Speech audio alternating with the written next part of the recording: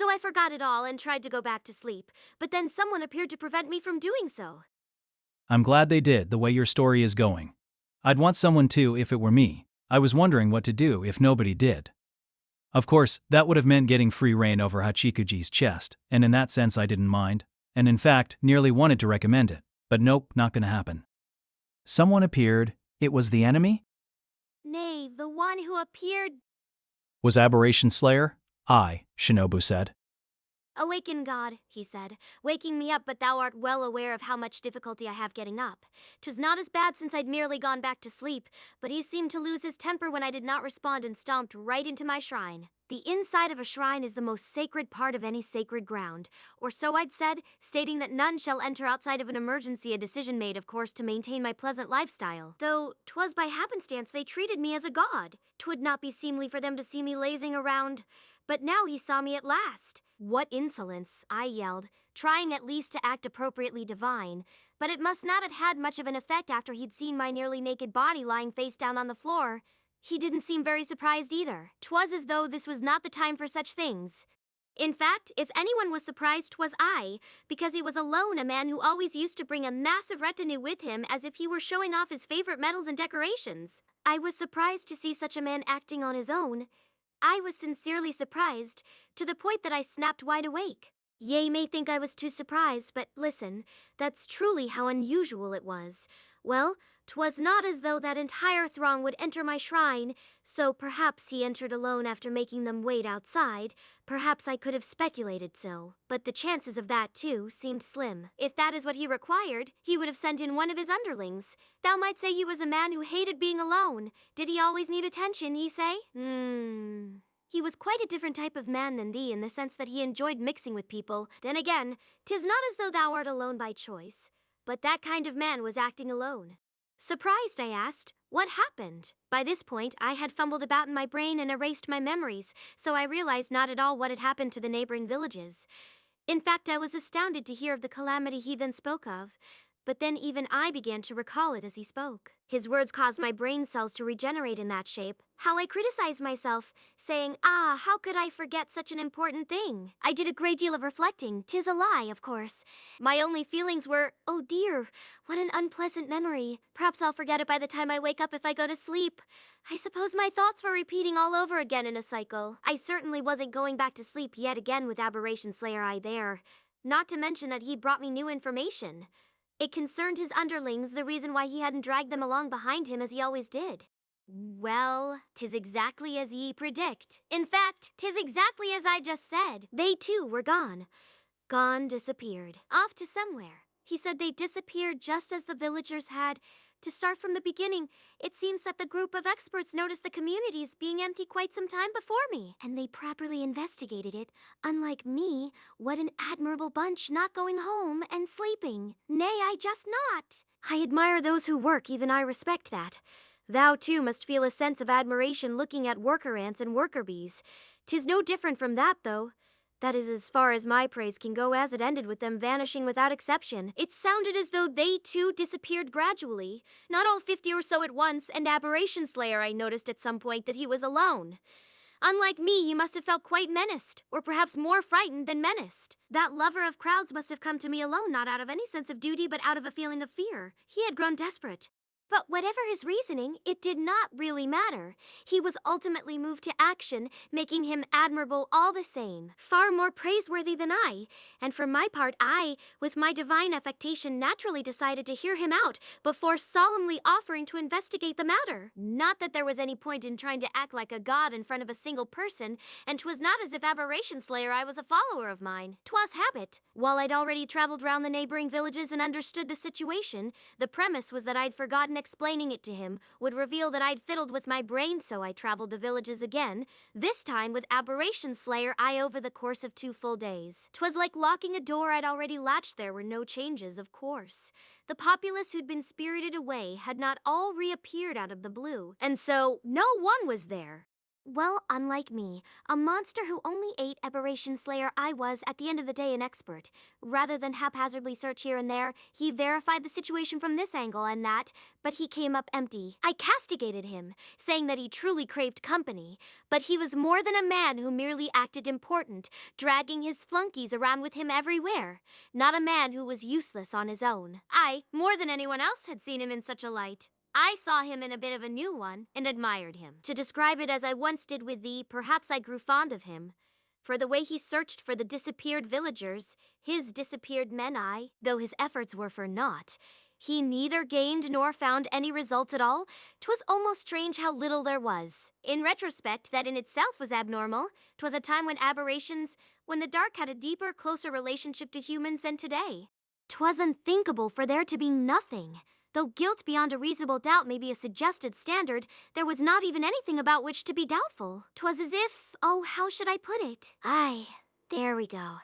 'Twas like a perfect crime. While there may be no such thing as a perfect crime with aberrations, humans are capable of perfect crime, so this was a perfect crime committed by a human. I decided in what now strikes me as a bit of a shallow syllogism, and washed my hands of the spiriting away that I deemed to be the work of men aberration slayer I did as well. But there was a flaw in this logic. The possibility that there may be perfect crimes committed by Aberration Slayer I did as well. But there was a flaw in this logic. The possibility that there may be perfect crimes committed by aberrations. Nay, we're not trying to examine such a claim. There's another possibility to consider before we start splitting hairs. The possibility that 'twas not the work of an aberration, nor the work of a human. A third possibility. It had taken us long enough, but we arrived at it. Aberration Slayer I. But rather than arrive, perhaps we'd been cornered into a position where we had no choice but to think it. Even so, given my devil-may-care, happy-go-lucky personality, I was not depressed, the way Aberration Slayer I was. Had it been caused by an aberration, 'twould have been one thing, or had a human been the culprit, but both he and I had not a clue how to deal with a case that was neither. 'Twas beyond our expertise. While I eat aberrations and suck the blood of humans, I am a vampire who does that and nothing more. If I did also act as though I was a god then. As for Aberration Slayer though he had his knowledge, he had already lost the 49 underlings who acted as his arms and legs. His trusty enchanted blades, Kokorowatari and Yumwatari, were indeed valuable and divine items, but as one can tell from their names, Aberration Slayer and Aberration Savior, they could only be used on such. Aberration Slayer I was also a man in a position of power, but that power could only be demonstrated on humans. Our performance would have been impeccable had it been an aberration or a human, but we could do nothing in our situation. Rather, there was naught to do. What we could had vanished. But as I've already said time and again, I was not diligent and was not particularly saddened or depressed to find I had naught to do, but Aberration Slayer I was. And he wasn't recovering. How weak the elite are in the face of setbacks. 'Twas no time to be so depressed, in all honesty, myself aside. 'Twas no time for Aberration Slayer I to be enjoying the full range of his states of mind so.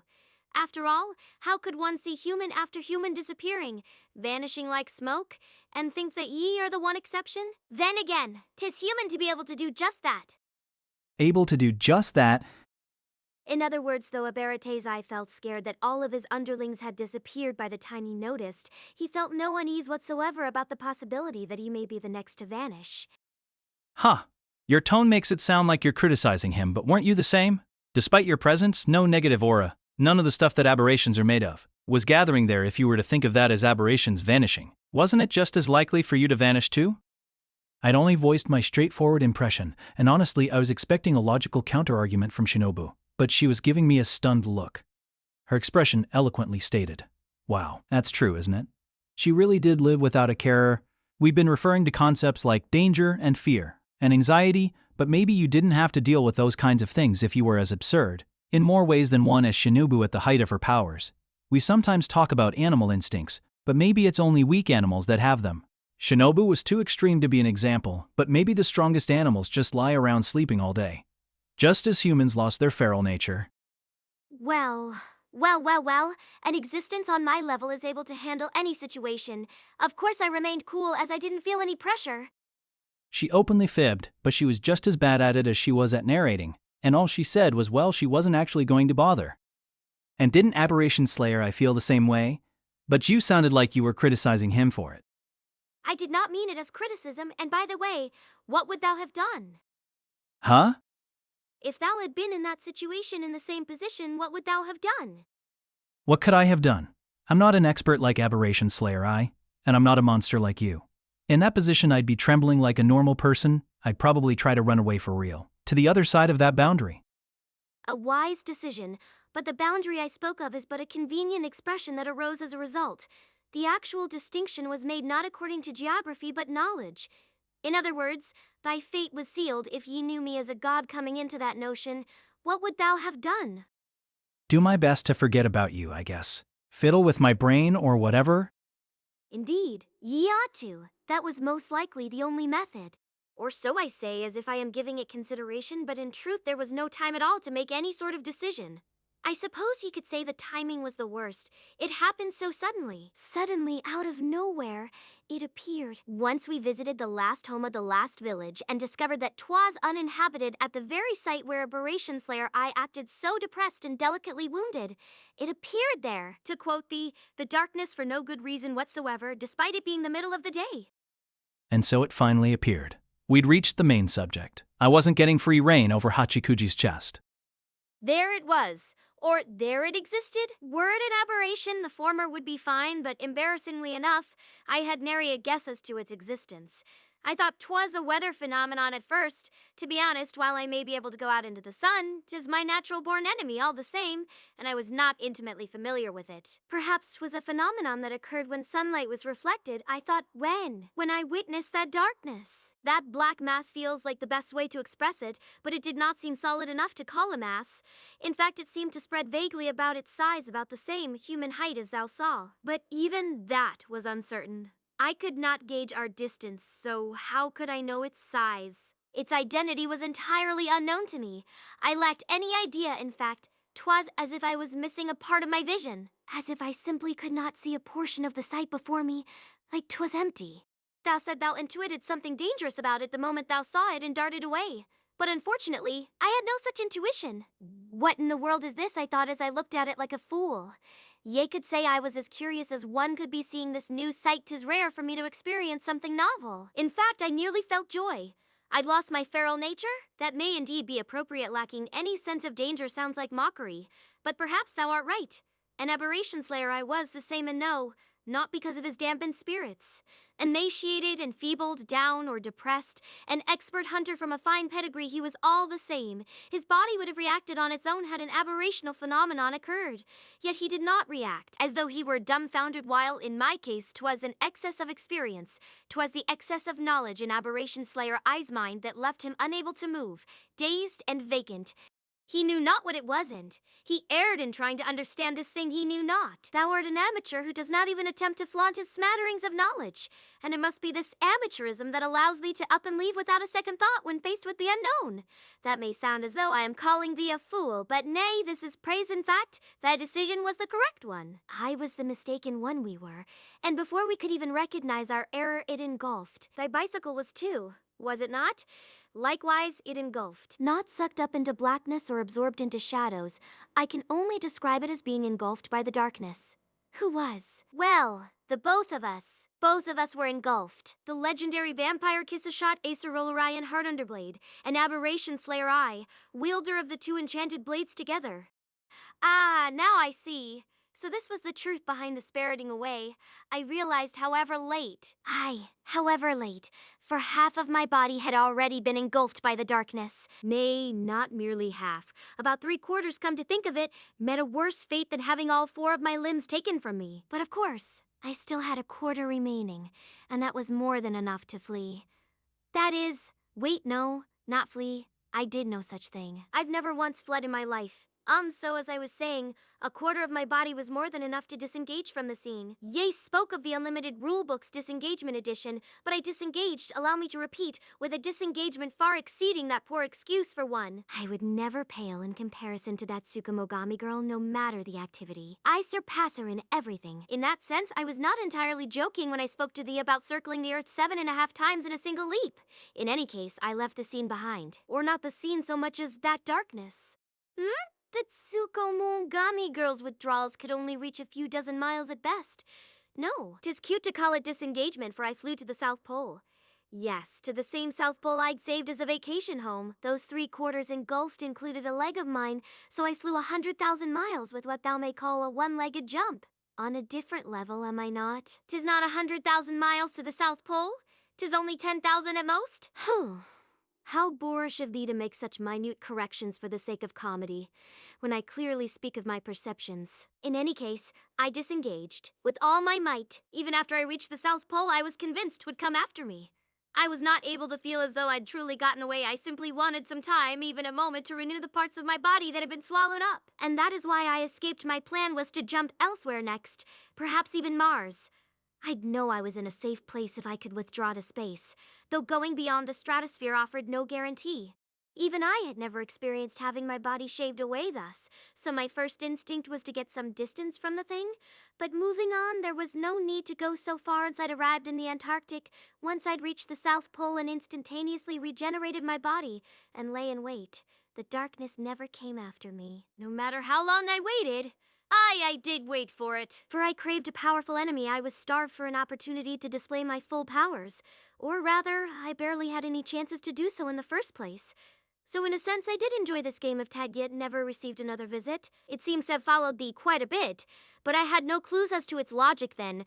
I determined that perhaps it may not be the kind of thing that follows, moves, or the like, and so I allowed my guard to fall for the time being. It does seem to move, according to thy story, and apparently it can even teleport. Our stories do not match up there, but perhaps 'tis able to follow someone moving at the velocity of a mere bicycle. I only mean to say 'twas no match for my all-out speed, and it seems the Tsukumogami Girl's unlimited rulebook was able to elude it after all. Perhaps there are individual differences if we're to permit any individuality to it. I feel as though 'twas not even a solid body. It seemed to be liquid or perhaps gaseous. But whether it gave chase or not, its identity was unknown to me all the same. That said, 'tis difficult to constantly be prepared for war. I would have to stop concentrating sooner or later. And so I stopped sooner. Again, stop castigating me as being too nonchalant. 'Twas my personality at the time. I could not help it. I thought that if I were going to have to stop sooner or later, 'twould make no difference if I did so sooner. And whether or not I was focused, I'd not act differently. In any case, this is how I left Japan. From there, I did not return. The next time I visited was half a year ago, which would be when I met thee. Hold on a second. I couldn't help but be captivated by Shinobu's story once the darkness finally appeared, but now I had to disrupt the melancholic mood. I mean, there was some important information missing here. What happened to Aberration Slayer I? I told thee. Swallowed up into the darkness together with me. He had no time to draw either the Aberration Slayer or the Aberration Savior. While only 3/4 of my body fell victim to it, his situation as the first to be engulfed was worse. It went and got just about his entire body. Went and got... So you just sat there and watched it happen? I was not watching. To be exact, the darkness, which had appeared by the time I realized it, had engulfed us before I realized it. Paying more attention to Aberration Slayer I in their situation was a tall order, and there wasn't any reason for Shinobu to protect my predecessor anyway. The man wasn't even Shinobu's thrall at that moment in time, which is to say he was just plain human, not my predecessor M? Hold on. No, wait, that can't be it. That doesn't make sense, Shinobu. If he was swallowed up by the darkness, wouldn't that be the conclusion?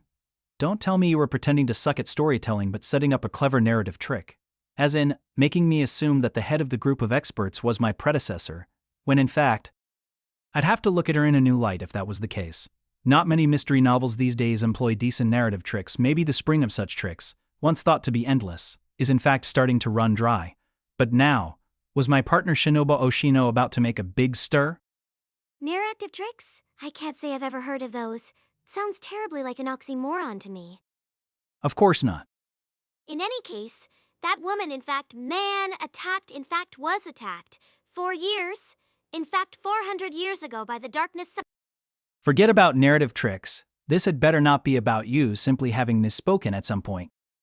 Oh no, 'tis not so at all. Worry not. I've neither tricks nor mistakes in my story. The Aberration Slayer, I of whom I've spoken thus far, is the predecessor for thee and for me. No mistake about it. Listen more carefully. I believe I said the darkness swallowed just about his entire body. You did, and that's why I'm asking. If that's the case. Just about. In other words, a part of him remained. Shinobu said before appearing to roll up her right sleeve. Not that she had one since she was wearing a sleeveless dress. His right hand remained. His hand? I did tell thee he was engulfed first, and when he was, he grabbed onto my wrist, as if to seek my help. He snatched onto it, like so. She said, grabbing my arm with her right.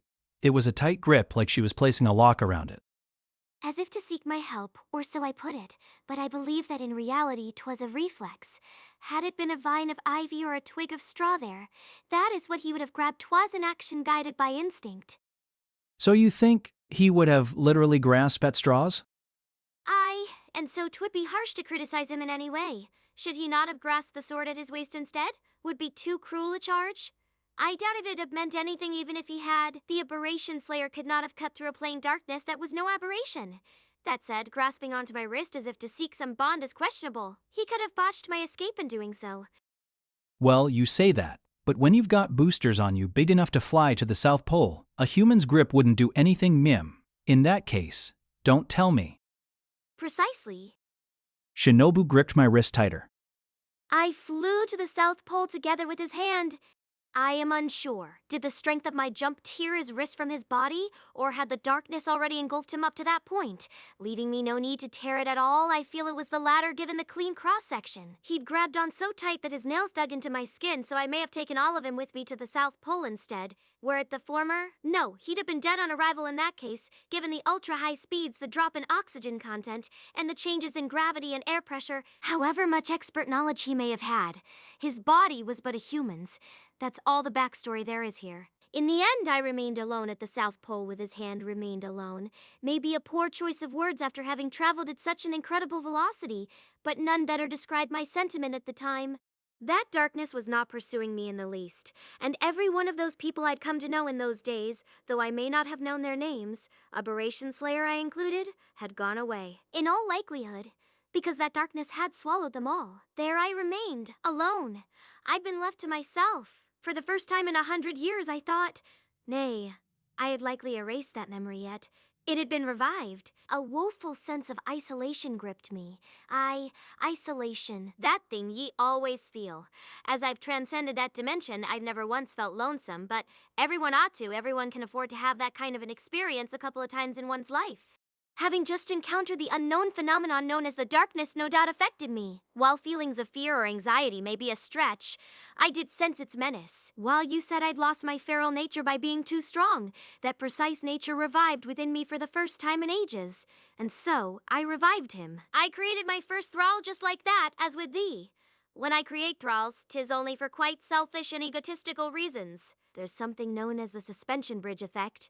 Aye, the one in manga and the like. One confuses the heart-pounding fear from standing atop said bridge with the heart-pounding of romantic excitation. Explained in that manner, 'tis an easily understood phenomenon, but I believe the effect may be interpreted differently. That is, when a living creature feels 'tis in a situation where its life is threatened, it thinks of creating progeny and more easily falls in love. In my situation, my life had never before been in any sort of danger, and so I never felt like creating any thralls. In fact, I cannot deny that I was on the verge of death during that time with thee too. Perhaps I was far closer to death then than when I met thee, and so I felt that way. Romance, love, family, thralls, 'twas not that emotional of a thing, but an impulsive, contemptible reason. My heart was simply weak. I permit thee to feel disappointed here, though it would be nothing short of misguided to expect human emotions out of me. As a man who abandoned his humanity out of such misguided feelings, thou dost have the right to feel disappointed. I think 'twould allow me to rest easier as well, What was that? How did I revive him when there was not so much as a corpse? Aberration Slayer's body had been engulfed by the darkness? Come now, how many times have I told thee to listen? Stop making me repeat myself so often. Not all of Aberration Slayer's body was swallowed up by the darkness. I said his right hand came with me to the South Pole. Aye, from the wrist onward. 'Twasn't even his head, but a hand is more than enough. Who dost thou think I am? So long as I have any part of a body with me, a fist or whatever else, I can use it as a sample from which the whole is revived. True, if the cells of the part in question, the right hand in this case, were to die off completely, then 'twould be beyond me. Strictly speaking, I am not reviving any corpse. I take that which is alive, make it immortal, and ensure that it does not die. So while I need only a part of a body, using a broken nail, a strand of hair, or a flake of skin would indeed be impossible. And of course, there must be blood within that part, as I am a vampire. While I understood the theory behind this as my character profile, 'twas my first time putting it into practice. I had no idea what would happen until I tried. And so, chomp, I bit into that right hand and sucked its blood. Not as sustenance, but to create a thrall, I sucked its blood. Unable to stand being alone, I quit being a god and returned to being a vampire. That's so intense I have no words. Or room to be jealous or sympathetic? I simply spoke my mind, giving her my unvarnished opinion. Or rather, what I felt all over again listening to her story was, I see just how much of a different level you operate on. Forget levels. Just everything. It was too different. Resurrecting a human being from his hand alone? Ridiculous. I knew it wasn't exactly fair to criticize her for it, but frankly, it seemed like she was playing around with life itself. She said returning to being a vampire, but that, to me, felt the most like a divine act. It's a little late in the game to be saying this, but in terms of power, she really was nothing short of godly. I keenly understood how those people felt when they recognized her as a deity for making that lake disappear, keenly and anew. And you did it? No, hold on a second. I do admit to speaking of the suspension bridge effect and the desire to propagate in the face of a mortal crisis, but that was merely a figure of speech, and I know not how to respond to such a direct question. Shinobu was blushing and staring daggers at me for some reason. Wait, so did she fail? Figure of speech? Was the vampirism stuff a figure of speech? MDM, and... Wait, no. I wasn't asking if you did it. What? Yea? Weren't? Thou art not interested in hearing of what aberration slayer I did under the cover of darkness? I don't even want to imagine if the two of you had love scenes. No, I'm asking if you managed to do it when you tried to regenerate the rest of him from his hand. Shinobu instantly laughed, a note of superiority in her voice. This little girl, she was the best in the world when it came to looking down on someone. I know not how to fail. When I said I had no idea what would happen, I meant 'twas unclear what manner of success I would achieve. What else? In fact, I wish someone would teach me how to fail. Otherwise, I would be flummoxed when I do somehow manage to fail one day. Ah, indeed. 'Twould be nice to know. I wish someone would write a self-help book or such on the topic. How to fail better. Well, the scary thing is that there really are books like that. So then, what was thy question again? If I did it, is that what you want me to answer? Very well, I shall. Yeah, no, you're virtually telling me that you did it, right? I failed. She answered, successfully faking me out. Her gleeful, self-satisfied expression quickly vanished, transforming to one of gloom. She looked at the floor instead of at me. Why, you failed? To be more precise, I succeeded for a time, but the end result was failure. I've told thee already, have I not, about the fate met by Kissot Aceralori and Heartunderblade's first thrall? Right? I'd already heard during spring break. On the roof of this abandoned cram school, I'd heard about the fate of my predecessor, about his end. I'd heard it and been shocked. I'd already been spoiled.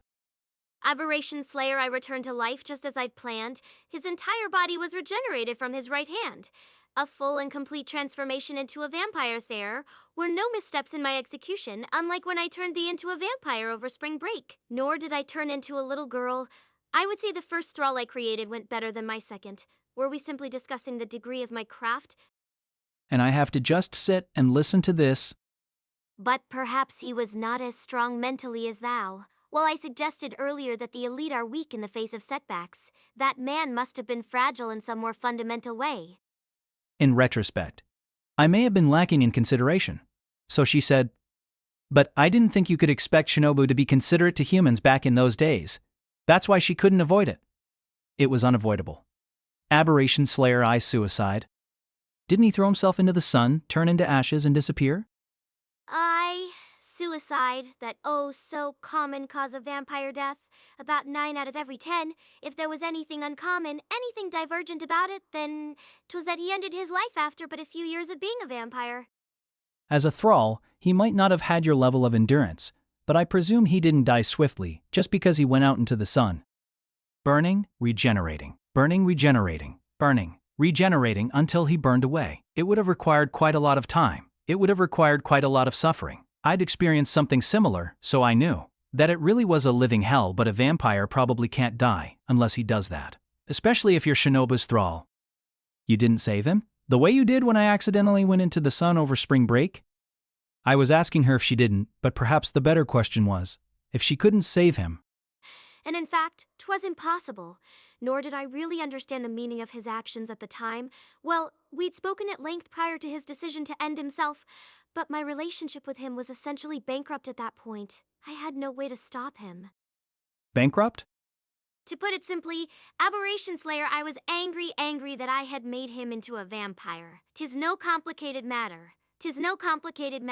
For my part, I felt that I had bestowed upon him something for which he could never thank me enough. Not only had I brought him back to life, I had made him the thrall of my mighty self. 'Tis an absurd attitude to take after having done so out of loneliness, but that is something I am able to regret only now, after 400 years. I truly felt that way then. If anything, I meant to be modest about it, telling myself, no, I shan't be so childish as to demand his gratitude. I merely did what was proper. But I was off the mark, quite off the mark, regretted Shinobu. After returning him to life from just one hand after Aberration Slayer, I had been given new life as a vampire. The very first words he spoke were, "You monster, how dare you deceive us?" a demon and not a god. She'd been found out to be a vampire. That must have been what deceive meant, at least in part. But he probably also meant something else by it. So it was all your fault, he shouted. Perhaps it was more rebuke than shout. That's when he spoke his bit about divine punishment. By continuing to pretend to be a god, I brought down divine punishment. He claimed...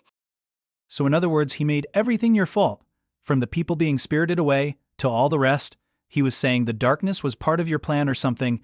Well, I mean, I can kind of understand why he'd think that, but his sense of scale was off. Even if he was the leader of a band of experts, even if he knew real gods, he surely hadn't ever dealt with an aberration of Shinobu's Kishak Esarolorian Heartunderblade's caliber, and being forcefully brought back to life via his remaining right hand after being engulfed by this mysterious darkness and disappearing. It would have been strange if he did stay on an even keel. The fact that he'd been regrown from his hand, especially, concerned his very identity as a human. They say that planarians can regenerate forever, and an earthworm that's split in two turns into two earthworms. But where do you find your sense of self when that happens to you? An impossible question to answer had been put directly to him. So, what did you do? No matter what your reason for saving him, you did it all the same. You couldn't have stayed calm when he said that to you. No, 'twas not that bad. Correcting his misconception was a bother, so I let him say whatever he wished. He may be confused and deluded now, I thought, but he would calm down eventually. 'Twas similar to the way I pouted here in these ruins, she remarked. I wasn't naive enough to buy that it mustn't have been that bad just because she was making it sound like it really wasn't. How Shinobu thought then, and what she thought, I couldn't begin to imagine. Since I'd never met him face to face, there was no way for me to know exactly how delicate Aberration Slayer I was, but at the end of the day, Shinobu was just as sensitive as him. Being that way, she was only acting like a villain sometimes.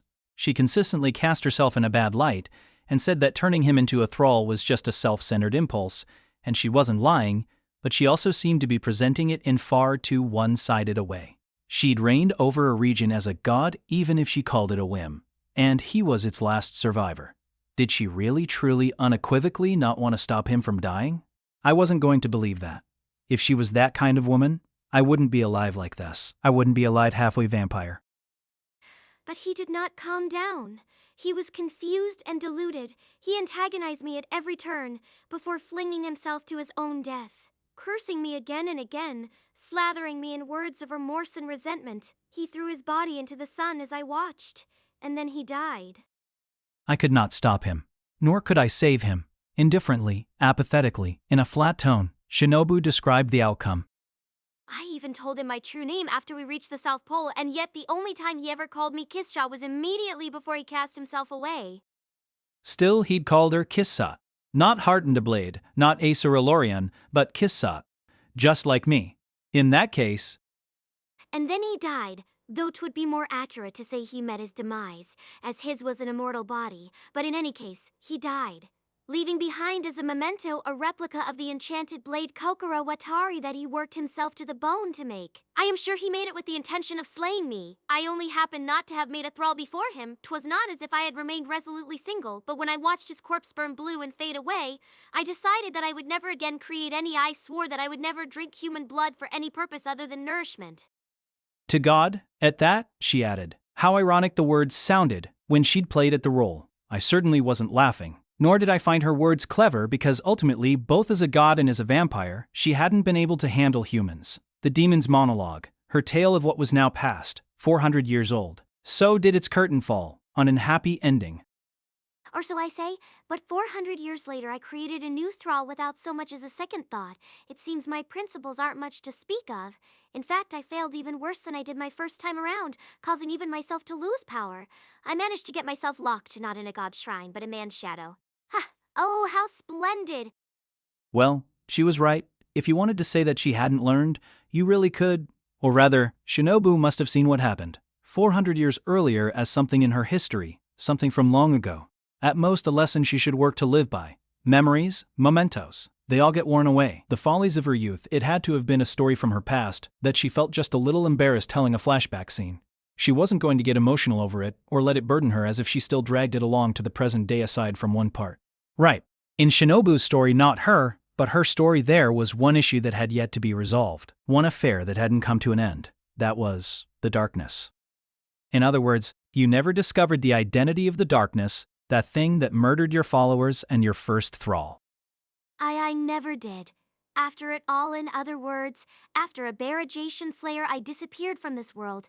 It never again tried to come after me, nor did it ever follow me. Once the dust settled, I traveled to Europe. I'd been a bit traumatized by super jumps, so I swam there, but I never saw the darkness even after I arrived. Quite the contrary, as negative energy began to gather around me once again, so I thought 'twas all over. But I'm no fool.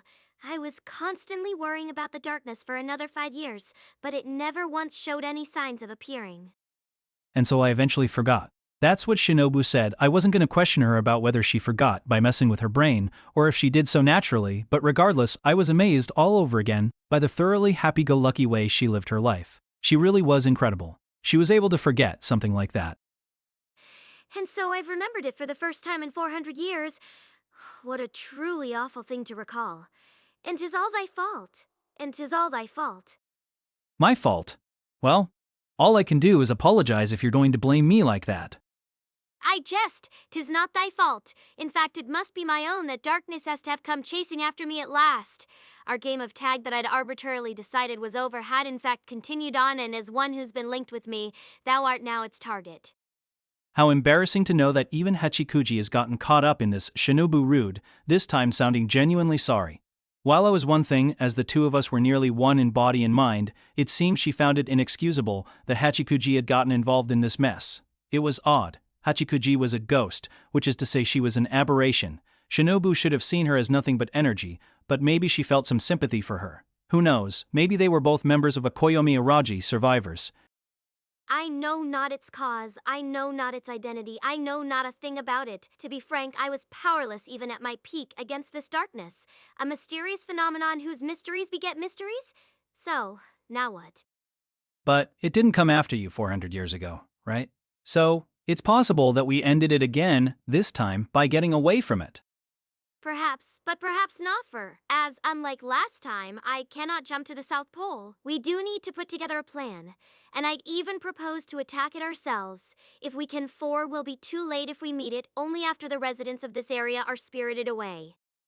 Of course it would be. This issue went beyond Shinobu and me. We needed to act with the understanding that everyone living here in this town, where I was born and raised, could go missing. Hitadi Senjogahara, Tsubasa Hanakawa, Suruga Kanbari, Nadeko Sengoku. And when I added Karen Araragi and Tsukihi Araragi, my two little sisters, to that list, I knew it was no time for me to be hiding out in a safe location, feeling like everything was over. Even if it wasn't an aberration, that phenomenon wasn't something I could ever let myself ignore. Well, that thing is just as mysterious as it was before you began your story. But I at least have some ground to stand on now, because 400 years ago, the same thing happened, and you fell victim to it then as well. Indeed, thou art correct. In that case, we should start by gathering information, like Oshino would. We'll start with data about the lake you eliminated and those villages that got emptied out, and then, but even if we were starting by going to the library to do research, I needed to leave Hachikuji somewhere first. She had run away with us due to the way everything had transpired, but if what Shinobu said was true, I couldn't let her get any more deeply involved. In fact, now that Hachikuji had started showing a face that was weak to adversity, it felt like she'd be something like dead weight during any adventures we might go on in the future. She'd basically be a backpack. I'd like to take care of this issue before thou goest to school tomorrow, so for now, let us explain the situation to Hachikuji once she awakens, then part ways with her to begin acting in earnest. And just then, right as Shinobu was beginning to put together our plan, a voice to my side interrupted her. I think you should probably not do that. Kind monster, sir. I looked over to find, though I didn't need to look, a Tsukumogami, expressionless in a cute outfit. It was Yatsugi Oninoki. Standing at the entrance to the classroom, she gazed at us soberly. Ononaki. You're in for a nasty surprise if you buy into everything that geriatric is telling you. I do owe you for that time you bought me ice cream, kind monster, sir, so I can't turn a blind eye when you might find yourself in a fix after letting this foolish aberration incite you, which is why I'm warning you now. Wait, forget about that for the moment. How long had she been there? She interrupted our conversation like it was normal, and given the know-it-all tone she spoke in, did she actually finish her job and come back here because she was worried about us? Oninoki wouldn't call something that only takes a few moments to settle a job. It would have taken at least 1 or 2 hours, which would stand to reason that, how would you put it? Yeah, I heard everything. By coincidence. Coincidence? It was coincidence that I was standing in the hallway outside of the classroom with my face against the door and struggling to hear your every word. The world is just so full of coincidences, isn't it? Not ones like that. I felt like I'd been had, so she pretended to leave but had actually been in the hallway the entire time. But why would she? Shinobu snorted. Actually, she seemed downright grouchy. All of the wind had been taken out of her sails. Or no, maybe this would actually be wind to Shinobu's sails. I'm surprised you still have the guts to call me geriatric to my face, Tsukumogami girl, despite how much thou must be shaking inside.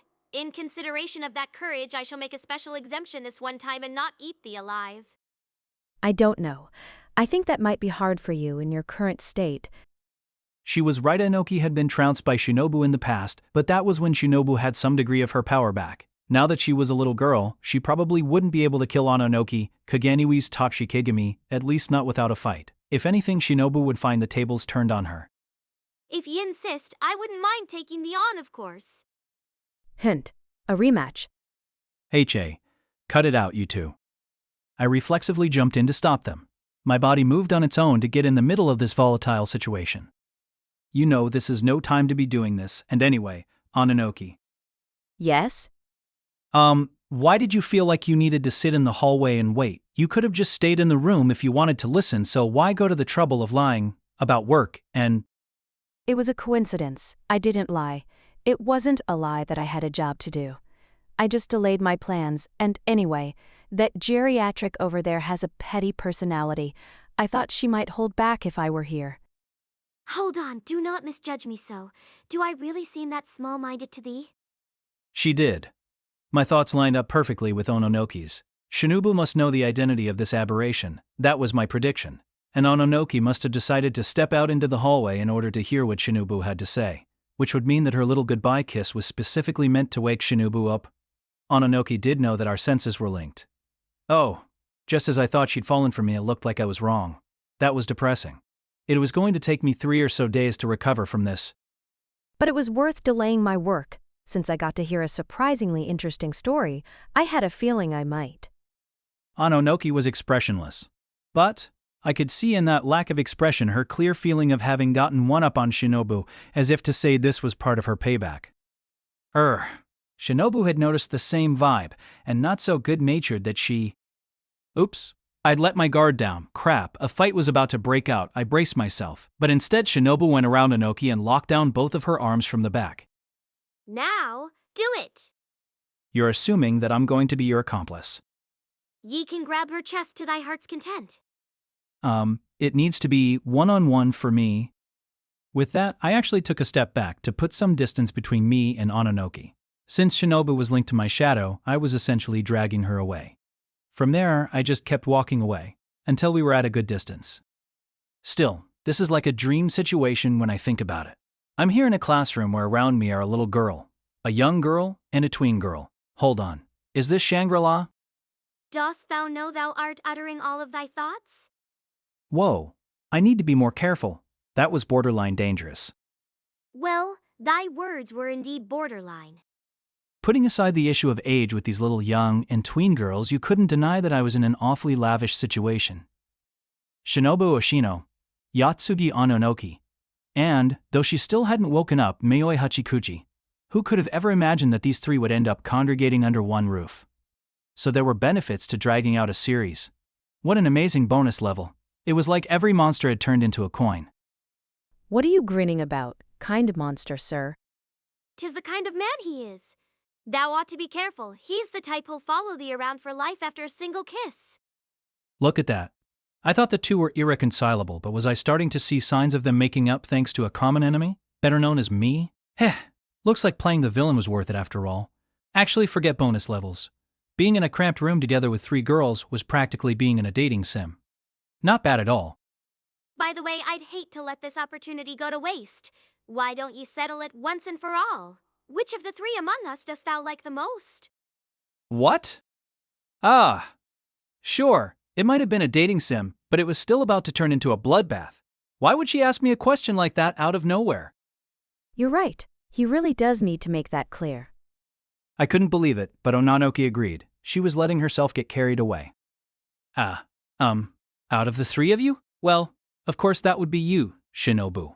The partner I share a body and mind with. T'd like to hear thine answer were we not partners, or of one body and mind. Shinobu backed me into a corner. Why even back me into a corner at this juncture?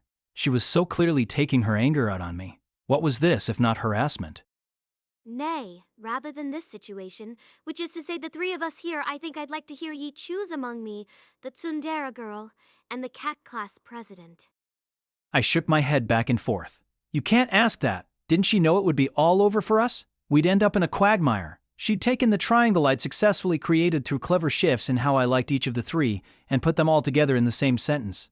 I was in big trouble now. Forget about that, Ononoki. What did you think about what Shinobu had to say? I know you told me you have no clue what the darkness might be, but maybe you made some connections when you heard her story. Forget about that. Is the person you like most a topic you can forget that easily, kind monster, sir? Ononoki wasn't playing along. Shinobu was one thing, but I couldn't recall ever earning Ononoki's ire. Any reason she'd want to vent her anger at me, she was doing it entirely to amuse herself. And then, while I wasn't exactly surrounded on all sides, I was hemmed in on two sides, front and back, but a voice from a different side spoke up to rescue me. Well, it was more like someone talking in her sleep. Dashin Yuan. Where? Am I, she said. Mayoi Hachikuji did. At long last she'd woken up. I charged into Hachikuji after giving myself an unlimited rulebook disengagement, addition level rocket start. I ended up tackling her, or rather, I aimed a little too low and hit her bed made out of desks. Even so, that only sent her flying off of her bed and ultimately onto my sliding body, and it all worked out in the end. Ah! Ah! Ah! Ah! Ah! It had been so long, it was almost as if I was listening to a relaxing piece of classical music. Great, you're awake. I was so worried that you might have taken a nasty hit, or that something you could never recover from had happened because you weren't getting up at all. I was doing so much soul-searching, thinking about how we never should have ridden two to a bicycle even if we were trying to get away. I was planning on watching every next episode preview from Carringer's The Fighting Traffic Safety Squad. Oh, but I'm so glad that you're awake now. Come on, let me touch you more, let me lick you more, let me slurp you up more.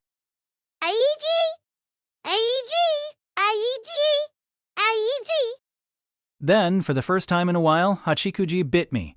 Not just Hachikuji, actually. A vampire and a Tsukumogami bit me too. I was being bitten from three directions, by a young girl, a little girl, and a tween girl. What utter bliss. Gra, gra, gra. What art thou doing, fool, acting in such a brazen manner before my very eyes? T just, felt like it. It was a beatdown. Punches and kicks rained down on me. You could call it a mild case of mob violence. Or a severe one even. Wait, you three. I understand how you feel, but calm down. Is right now really the time for this?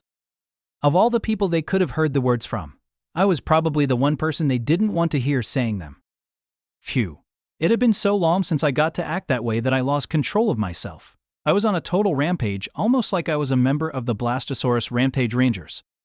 How dare ye speak the name now? Did we have another fan of Ranger shows? Yeah, don't you utter that name. That's righty-tighty.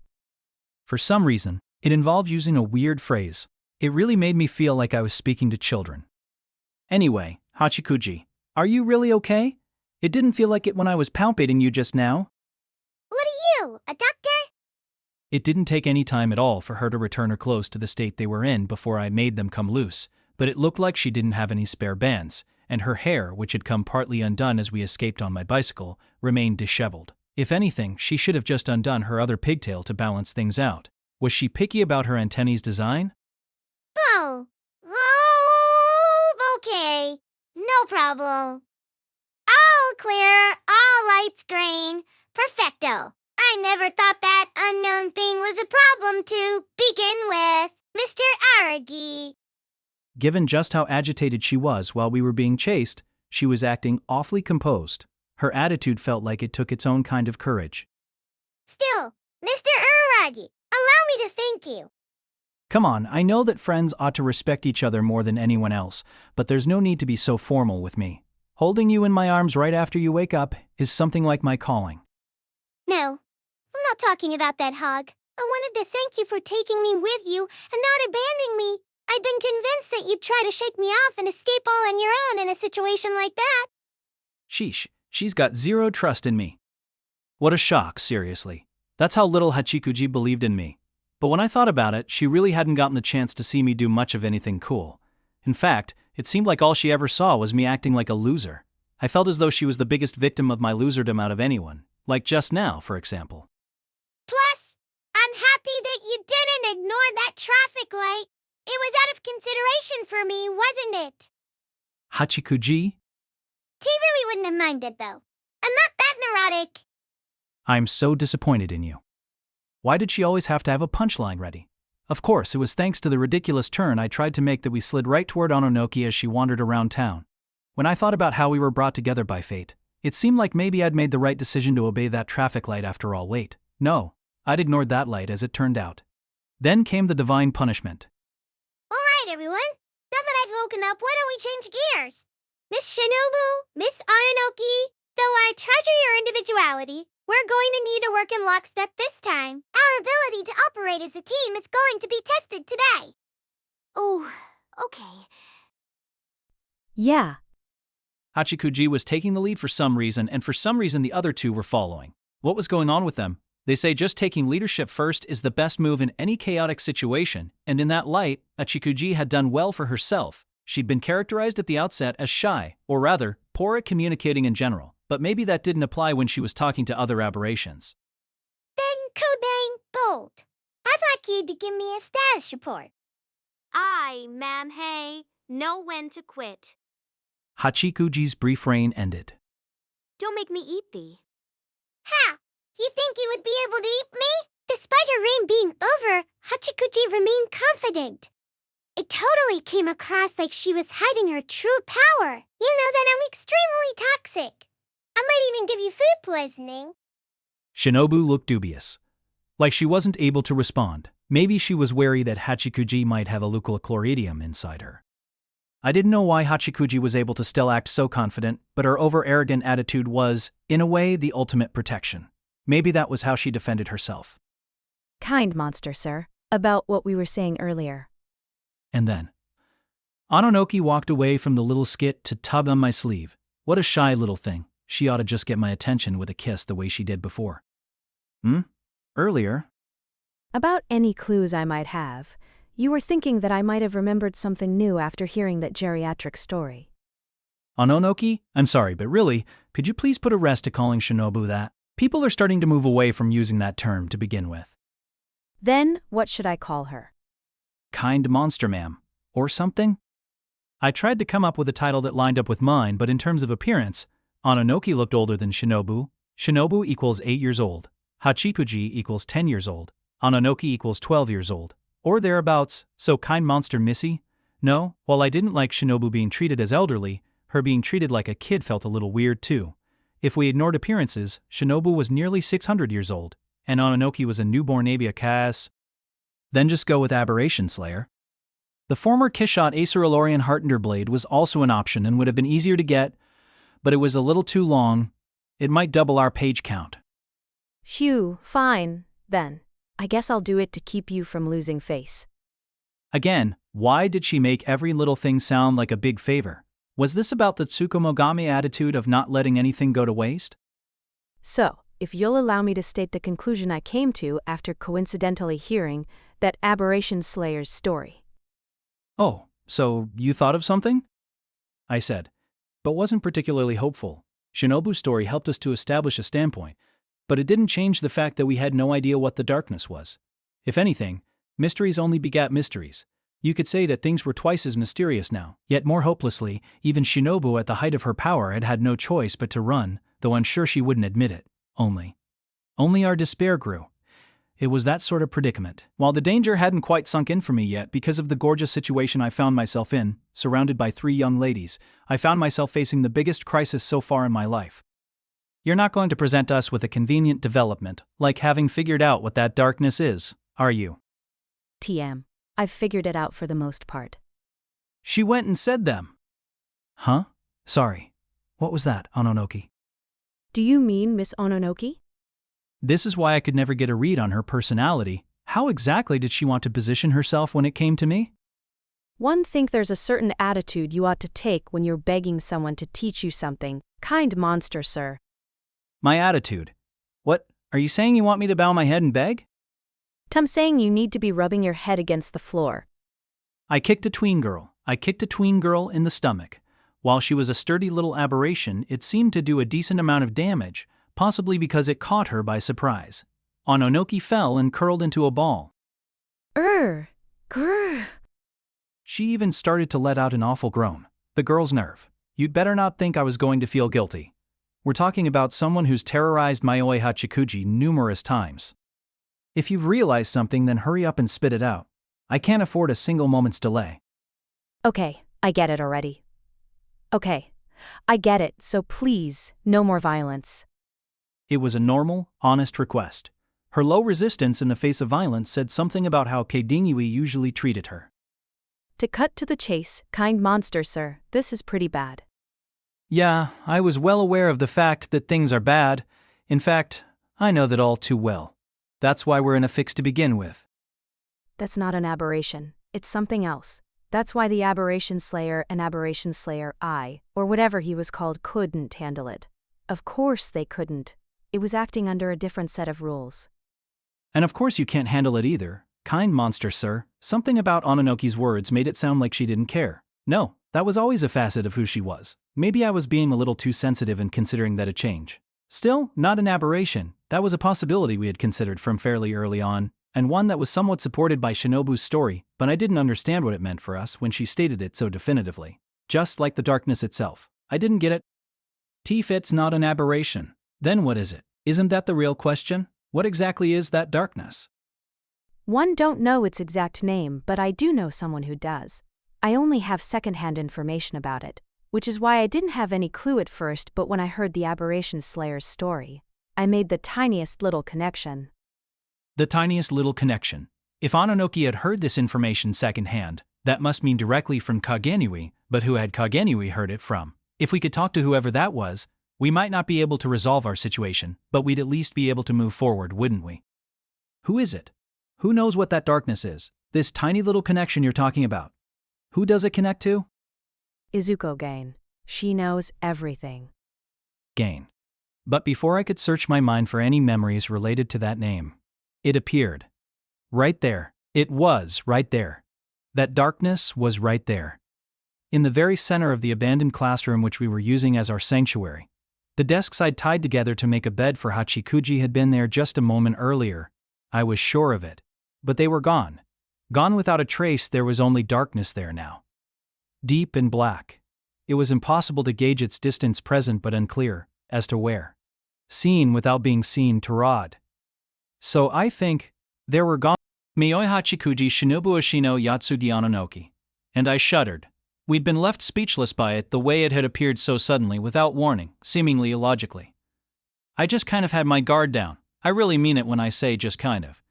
For some odd reason I'd convinced myself that this former cram school was safe. I do make the worst assumptions, don't I? It's time to run, everybody! It wasn't me, in my clear confusion, or Shinobu, who was seeing it in person for the first time in 400 years, or Ononoki, who stood closest to the darkness, but Hachikuji, who was the quickest to act. Her judgment was the swiftest among us all. Yeah. Run? But how? We could have Ononoki activate the disengagement edition of her unlimited rulebook, like before. That'd be a good idea. But as I mentioned, she stood closest to the darkness. We couldn't approach her position. Getting any closer to her might make the darkness engulf her along with us. Ononoki was going to need to run toward us, but she didn't seem to comprehend the sudden development quite yet. She was probably trying to comprehend it though, which was exactly why she couldn't move. Still, she was the only one with a way to escape at that moment. Shinobu couldn't run off to the South Pole since she'd mostly lost her vampiric skills. I was pretty much in normal mode too. As for Hachikuji, that went without saying. What were we supposed to do now? What could we do to get away? Faced with a phenomenon that we weren't certain was our foe, which seemed to lack a will of its own to say the least. What in the world might we do to get away from it? Or maybe not. Should we be fighting here instead of fleeing? But we didn't even have the first clue as to how to fight it. True, the darkness had devoured my beloved bicycle. I should have hated it, in other words, but I didn't know what to think of it. I didn't even know if it was our enemy. How was I supposed to feel any enmity toward it? Gah, our stare down only continued. This situation, where we were all frozen in place, dragged on and on. It may have been just a few seconds in reality, but felt so much longer. Ononoki was the only one with a way to escape from this place. But with her in a stupor, no one could move? No. I was wrong to think that no one could. There was an exception, though it might not have been someone. The darkness could. That's right, it did move, but not toward Ononoki. It could have swallowed her whole just by moving forward a few feet, but that isn't what it did. No, instead it moved toward Hachikuji, who stood farthest from it. Slowly, none of us noticed that it had started to move. Hachikuji. I yelled, hoping to get to her before the darkness, but only hoping. I didn't know if I should really move yet. We didn't know what might stimulate the darkness. It might react to my movement and start to move faster, like Ononoki said. That'd be one thing, but it could also start teleporting around again, engulfing Hachikuji in one go, or possibly even everyone present. So all I could do was holler. Dash, come this way. In any case, the darkness seemed to be gliding toward Hachikuji, which meant that no matter what, she and she alone had to act. And in that case, I wanted her to come toward me at least. Shinobu and I were connected by my shadow, so there was no need to do anything about her. Once Hachikuji joined me, we could grab right onto Ononoki and have her activate that thing, activate the disengagement edition of her unlimited rulebook. If it was too hard to make it out through a window, she could just crash through the ceiling. It didn't matter where we went. She just needed to put some distance between us and it, at an incredible speed, and we should be safe, temporarily at least. Oh, okay. Hachikuji's fragility in the face of adversity actually seemed to work in her favor. She was usually such a rebellious girl when it came to me, but not only did she not question my words, she obeyed them immediately. While I might leap onto Hachikuji, it was extremely rare for her to leap onto me. Come to think of it, this made 2 times in one day, which was even more rare. The strangest things can happen over the course of a life, I thought, which is precisely why I can't die here, as I caught Hachikuji in my arms.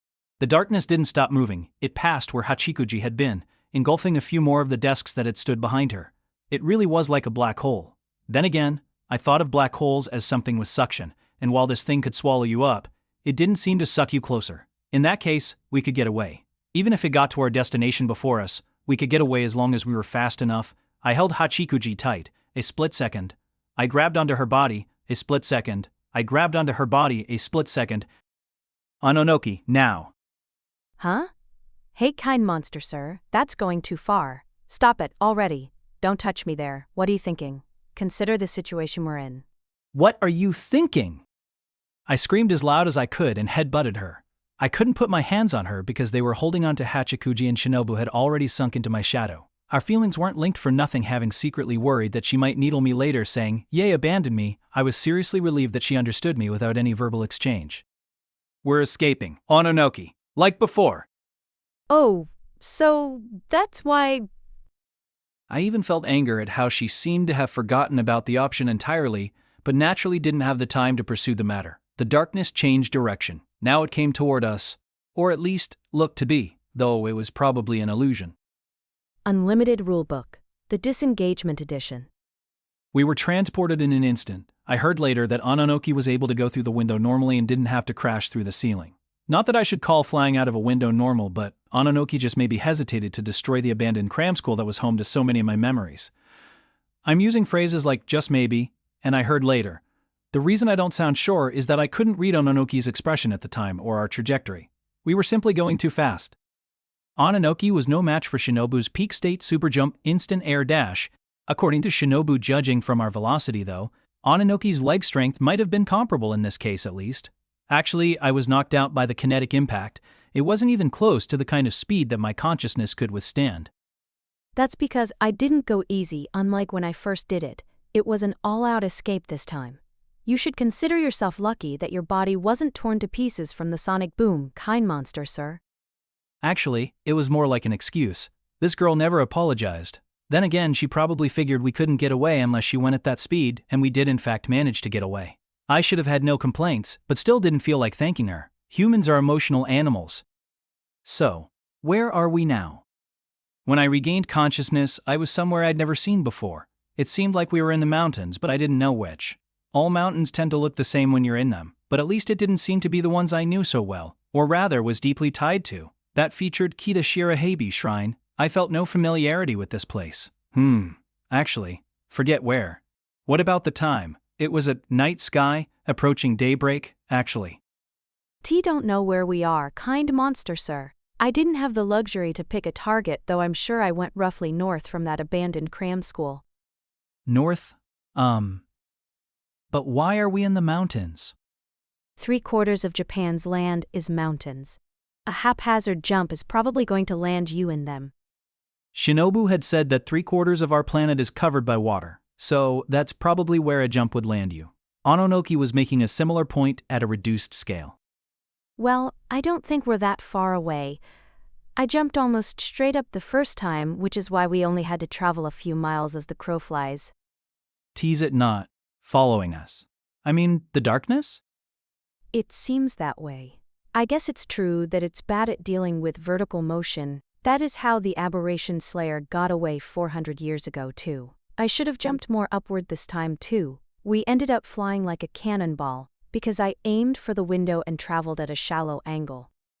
We probably went a few dozen miles, maybe even more than 100, Ononoki estimated with a nonchalant look. It seemed like we'd escaped without thinking of what might happen next. Well, she'd gone fast enough to make me black out, so maybe we'd broken the 100-mile barrier, and it wasn't even per hour, so I was really lucky that I hadn't gotten thrown off. Wait, where's Hachikuji? Don't tell me she got thrown. She's fine, thanks to the tight grip you had on her chest. Kind monster, sir, quite the seatbelt. I must say, she's sleeping in the shade over there. Sleeping? Did she pass out again? No, she was awake when we landed. She said she was sleepy because it was night, and went to bed. Such audacity when she didn't have to face adversity head-on. Nerves of steel. Oh, because it was night. Right. The time, when is it? I mean, how long was I out? How long? Just long enough for Miss Hachikuchi and I to have our fun with you. What did you do to me while I was passed out? And hold on, Miss Hachikuchi? Sheesh, were they getting along? To be specific, one night ever since early evening. So I guess that would be about 12 hours.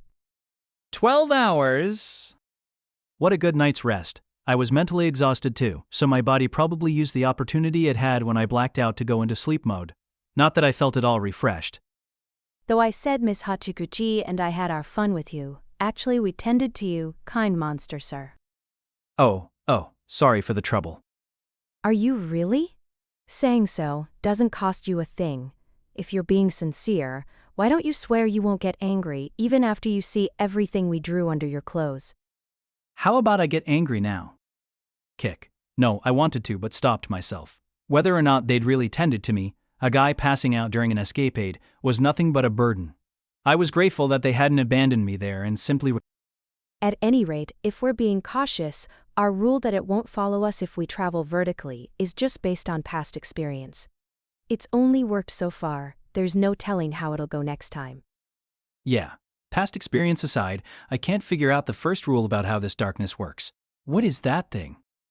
I might have been less anxious if it actually kept on chasing us. Even at that moment, the darkness might pop up right next to me. I'd breathed a sigh of relief, but that wasn't our situation at all. So, Hachikuji? I stood to go check up on her as she slept, just to be sure. There was a chance that she'd been injured and that Oninoki was trying to be thoughtful. Then again, I wasn't too sure whether Hachikuji, a ghost, could sustain an actual injury. Either way, I was worrying too much. She looked the very picture of health as she slept there under the trees. I even touched her and made sure. Yup, she was in good health. Okay, then? Now what? If we don't even know where we are. Muttering, I pulled out my cell phone. I should have expected as much, but it was out of service, which meant we were deep in the mountains.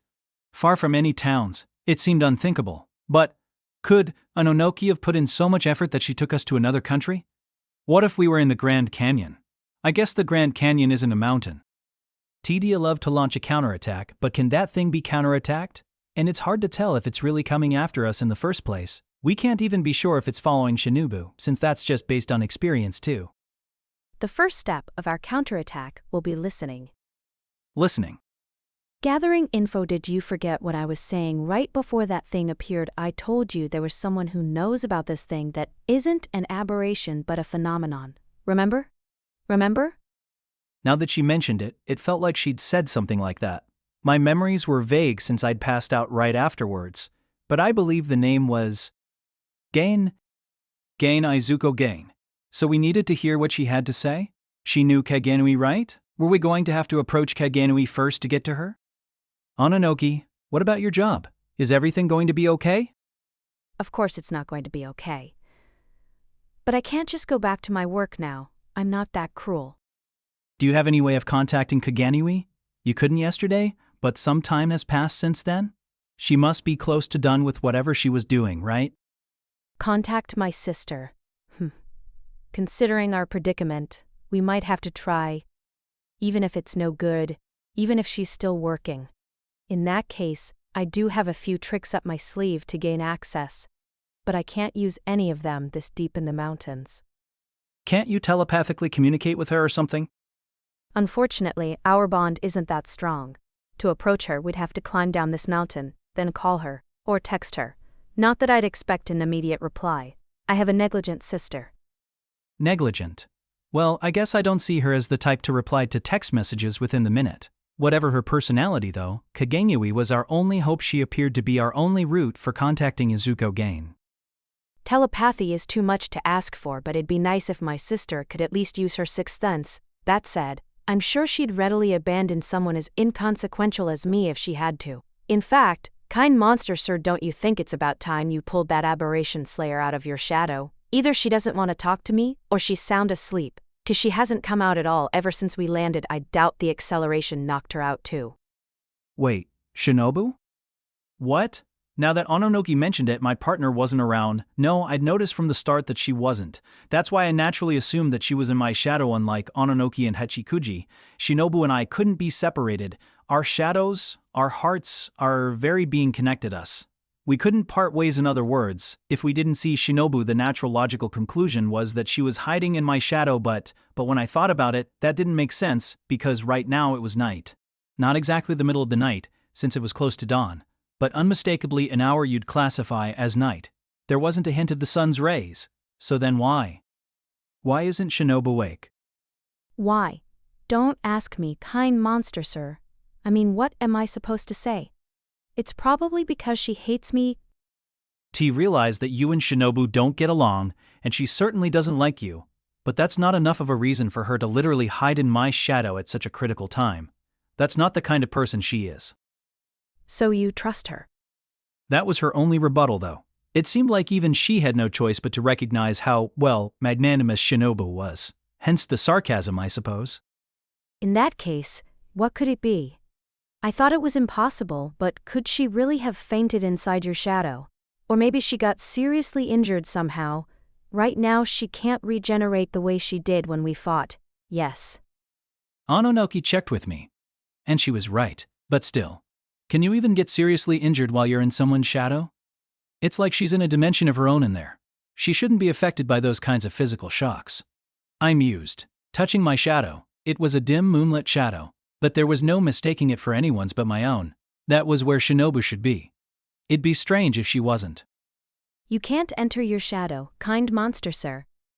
Unfortunately, no. But I patted it all around and got no reaction in return. The anxiety and impatience I felt should have been communicated to Shinobu through my shadow too, but she wasn't reacting to that either, despite her reacts being incomparably better than they'd been 400 years ago. Which meant, what did it mean? Ononoki, you know what this means? I'm just gonna have to kiss you. How did it come to mean that? Our only choice is to reach her by making my heart pound like yesterday. We're gonna have to kiss a big sloppy French one. If you say so, though I'd rather not. Not really, Ononoki demurred. She didn't wanna, how sad, but there was no other way. No matter how much she didn't wanna. My only option was to steal a kiss from Ononoki. Mr. Araragi. Oh, she seemed to be asleep just a moment ago, but it looked like she was awake. Had Ononoki and I been too loud? I'd been trying my best to keep my voice low. What is it, Hachikuji? Jealous? In that case, I'd be fine kissing you instead. You might have spoken up sooner. Please, die, Mr. Araragi. Sorry, right? I meant to say please wait, Mr. Araragi. Wait for what? Are you taking responsibility for the character I am and committing suicide? Out of confusion, I was saying and doing things that didn't make any sense, but I'd have you know at least I was aware of that. I was concerned if I could take back any of it. I'm sorry I went to sleep during such a crisis. As if she really regretted it, and felt guilty about it. But what was she supposed to do? It's not like I could criticize her after being unconscious for all that time. TT's fine, you slept, that's all. Anyway, Hachikuji, why do I need to wait to kiss Ononoki? No, Mr. Araragi. There are countless number of reasons why, but before that, or more importantly regarding Miss Shinobu, she's not in your shadow at the moment, correct? Well, I wouldn't say that she isn't. Whether Shinobu was asleep or unconscious, she was bound to my shadow after all, but maybe there were exceptions? In fact, she did temporarily leave my shadow when she fought Ononoki, but she'd regained most of her power as a vampire then, so… Kind monster, sir. Allow me. Ononoki followed up on Hachikuji's words, and touched my shadow the way I had moments earlier. Closing her eyes, she seemed to be feeling for something. Ononoki… Be quiet. I'm checking right now, searching. She shut me down, focusing on her palms as they touched my shadow, with her eyes still closed. But even I wasn't optimistic enough to believe that she was waiting for a kiss. I simply waited. For Ononoki to come to a conclusion. Her conclusion, an answer I felt I could foresee. She's not there. She's not there. I saw it happen as I was being carried by you, Mr. Araragi. The darkness appeared where your shadow should have been. Could it be possible that Miss Shinobu was swallowed up by this darkness? I probably didn't, but is it at least possible? The darkness had touched my shadow? I never noticed that, or maybe I had forgotten thanks to the impact that followed. But could that really happen? It wasn't like it touched her directly, right? It was absurd to think that the darkness could engulf the contents of my shadow by simply touching it. But I needed to think carefully about this to really think. Weren't we up against an absurdity? A mysterious phenomenon that we couldn't even place, that's what we were up against. So in that case, Shinobu got swallowed up by that darkness? No way. Don't think that's it. If it really engulfed the aberration slayer, then you would have lost your vampiric nature entirely, kind monster, sir. You should have returned to being a regular human, but you haven't. Haven't. Wait, but can we really say for sure that I haven't lost my vampiric nature? Oh, I guess you can, Ononoki. She'd figured out I was a vampire the first time we met, and had called me kind monster, sir. As a shikigami, as an aberration. She had the ability to figure that out, just as she figured out that Shinobu wasn't in my shadow.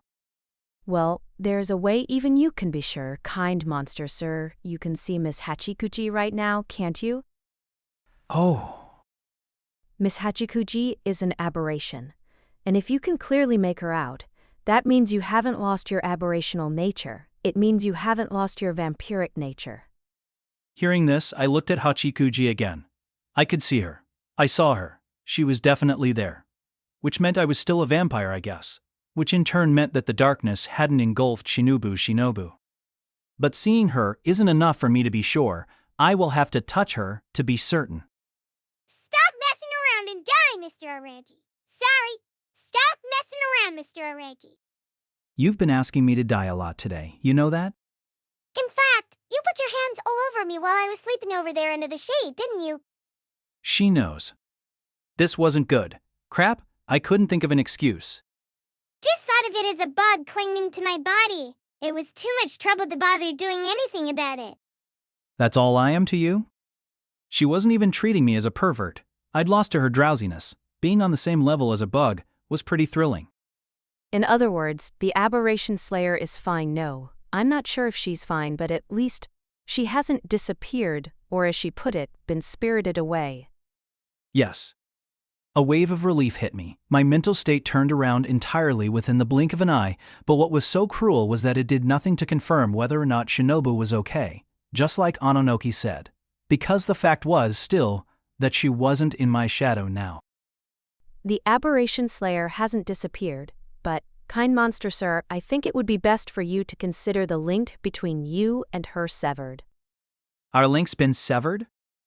It might be more precise to say that your link has disappeared because it overlapped with the darkness. You might say it stepped on your shadow as a child at play.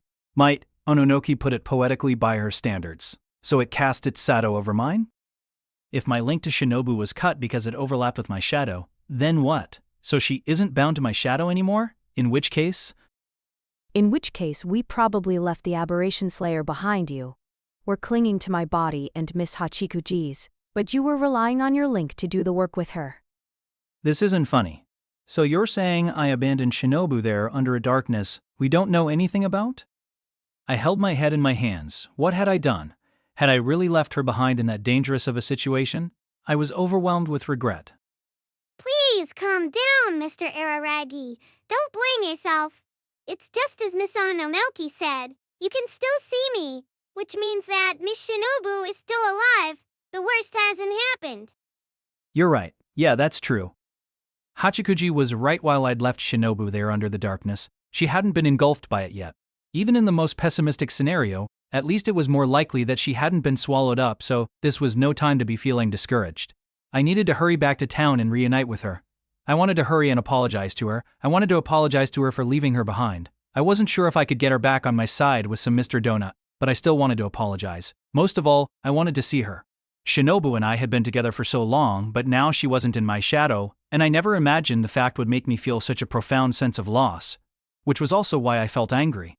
The darkness was so unknown to me that I didn't know what to think of it, or how to deal with it, but real tangible anger toward it was starting to bubble up in me. Enmity was starting to rise up in me. I was able to recognize it now.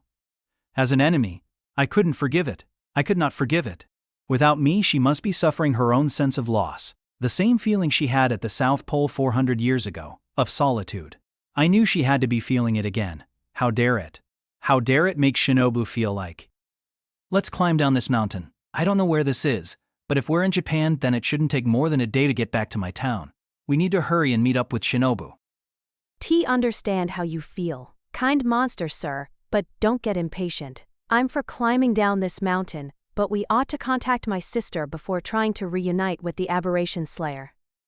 Oh, right. I guess that's right. We need to learn more about this darkness at the same time. My anger was keeping my brain from working properly. It was good for me to establish how I felt about the darkness, but I couldn't lose myself in that and get sloppy. An order. I needed to figure out the best order to do this. Well, we'll be using the disengagement edition of your unlimited rulebook to get out of here either way. 3/4 of Japan might be mountains, but the remaining quarter is towns. We'd eventually land somewhere with roads or train tracks if we used it a few times. No, that's not true, kind monster sir. Unfortunately, I can't use the disengagement edition of my unlimited rulebook anymore. Huh? Ah? Ah. I was bewildered by Ononoki's response. The fact that I was counting on her to get us down the mountain made her words feel that much more unexpected. Why? Are you out of juice or something? Can you only use it so many times a day? That isn't it. The skill consumes a reasonable amount of energy, but that's not the problem since I was able to rest for a night. Then why can't you? The problem is you, kind monster, sir. If your link with the Aberration Slayer has been severed, your vampiric nature should be that much weaker, even if it persists. At the very least, you're not immortal right now. That's why you weren't able to withstand our disengagement earlier. It was fairly strange to me at first, but now it makes sense. You certainly wouldn't have blacked out had you still been linked to her, and you wouldn't have been unconscious for 12 hours either. You're weaker now, kind monster, sir. This isn't just about the disengagement edition. You'll have to refrain from the kind of nonsense you've been pulling for the past couple of months. I was weaker now. That's how Ononoki put it, but she wasn't exactly right. She should have said that I was returning to normal, not that I was weaker. I hadn't lost my vampiric nature, but it was waning, and while my immortality wasn't gone either, it too waned. What an effect the removal of our link was having. Well, it made perfect sense when you thought about it, but this perfect sense wasn't good news in any sense of the phrase. What was going on here? The situation was only getting worse and worse. But maybe it means the opposite happened to Shinobu, and she's more vampiric now. Now that our link is cut, she'd be relatively more. No, she's probably less vampiric herself, just like you.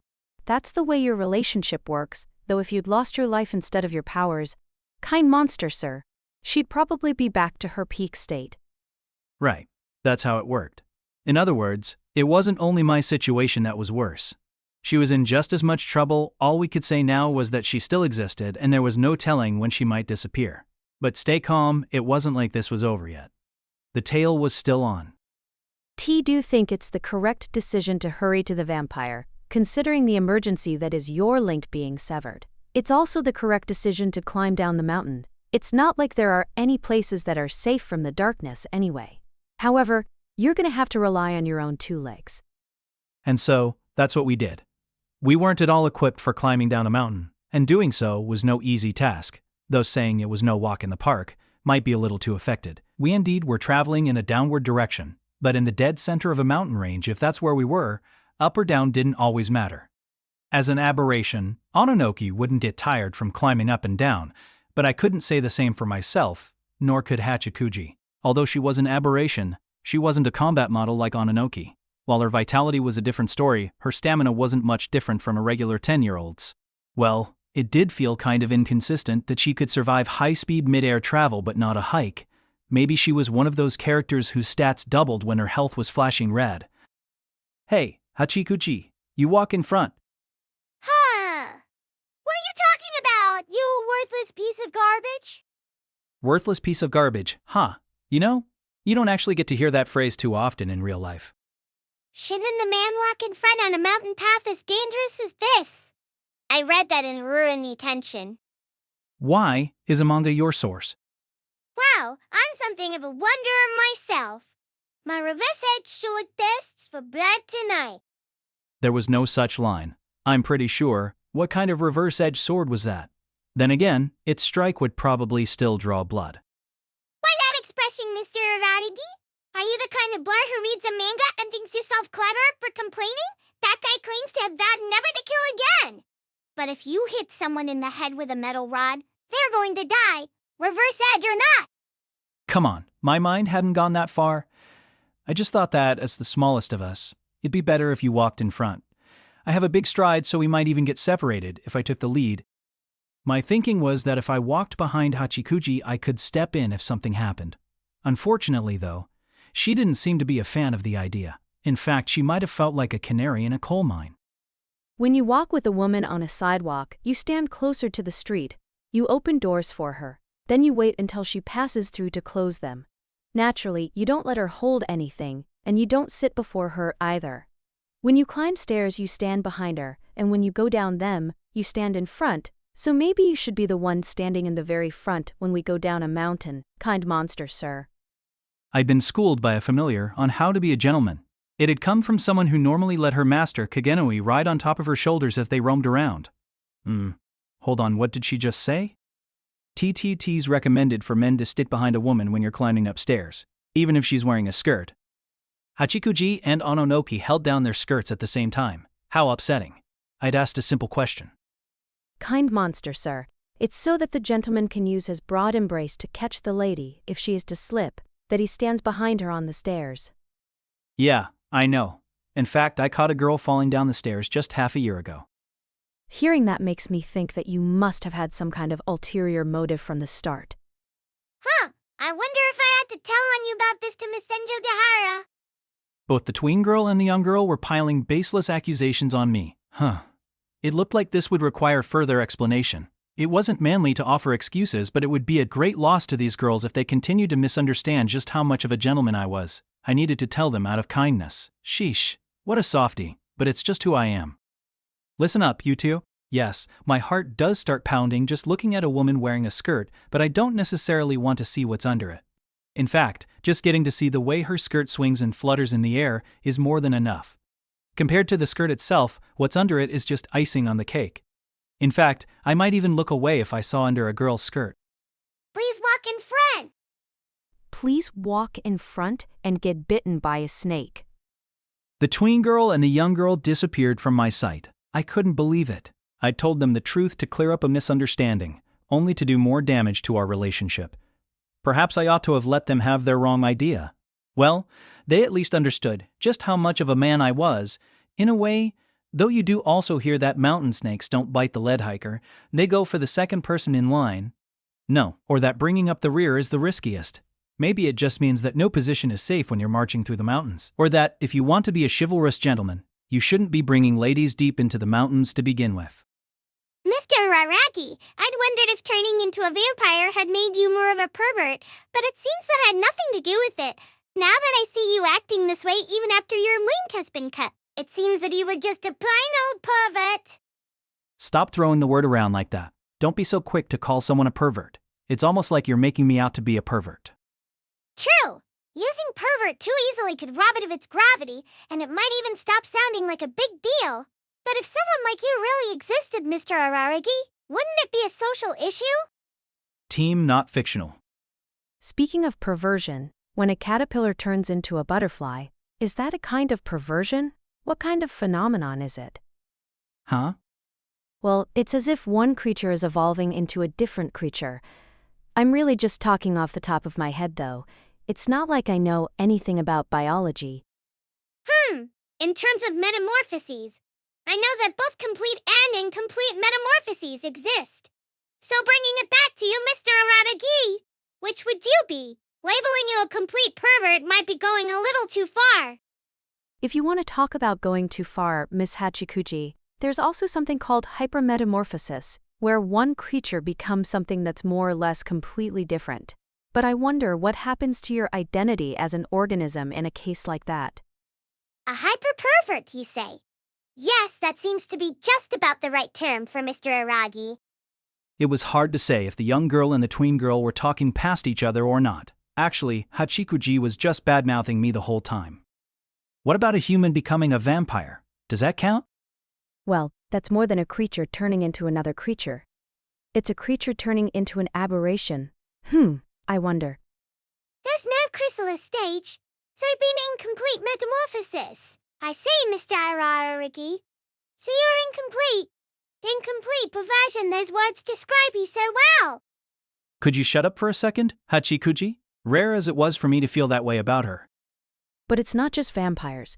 In general, all aberrations are born through a transformation. So maybe you could call it a kind of perversion. When something transforms, yes. When it turns aberrant. That's why they're aberrations, right?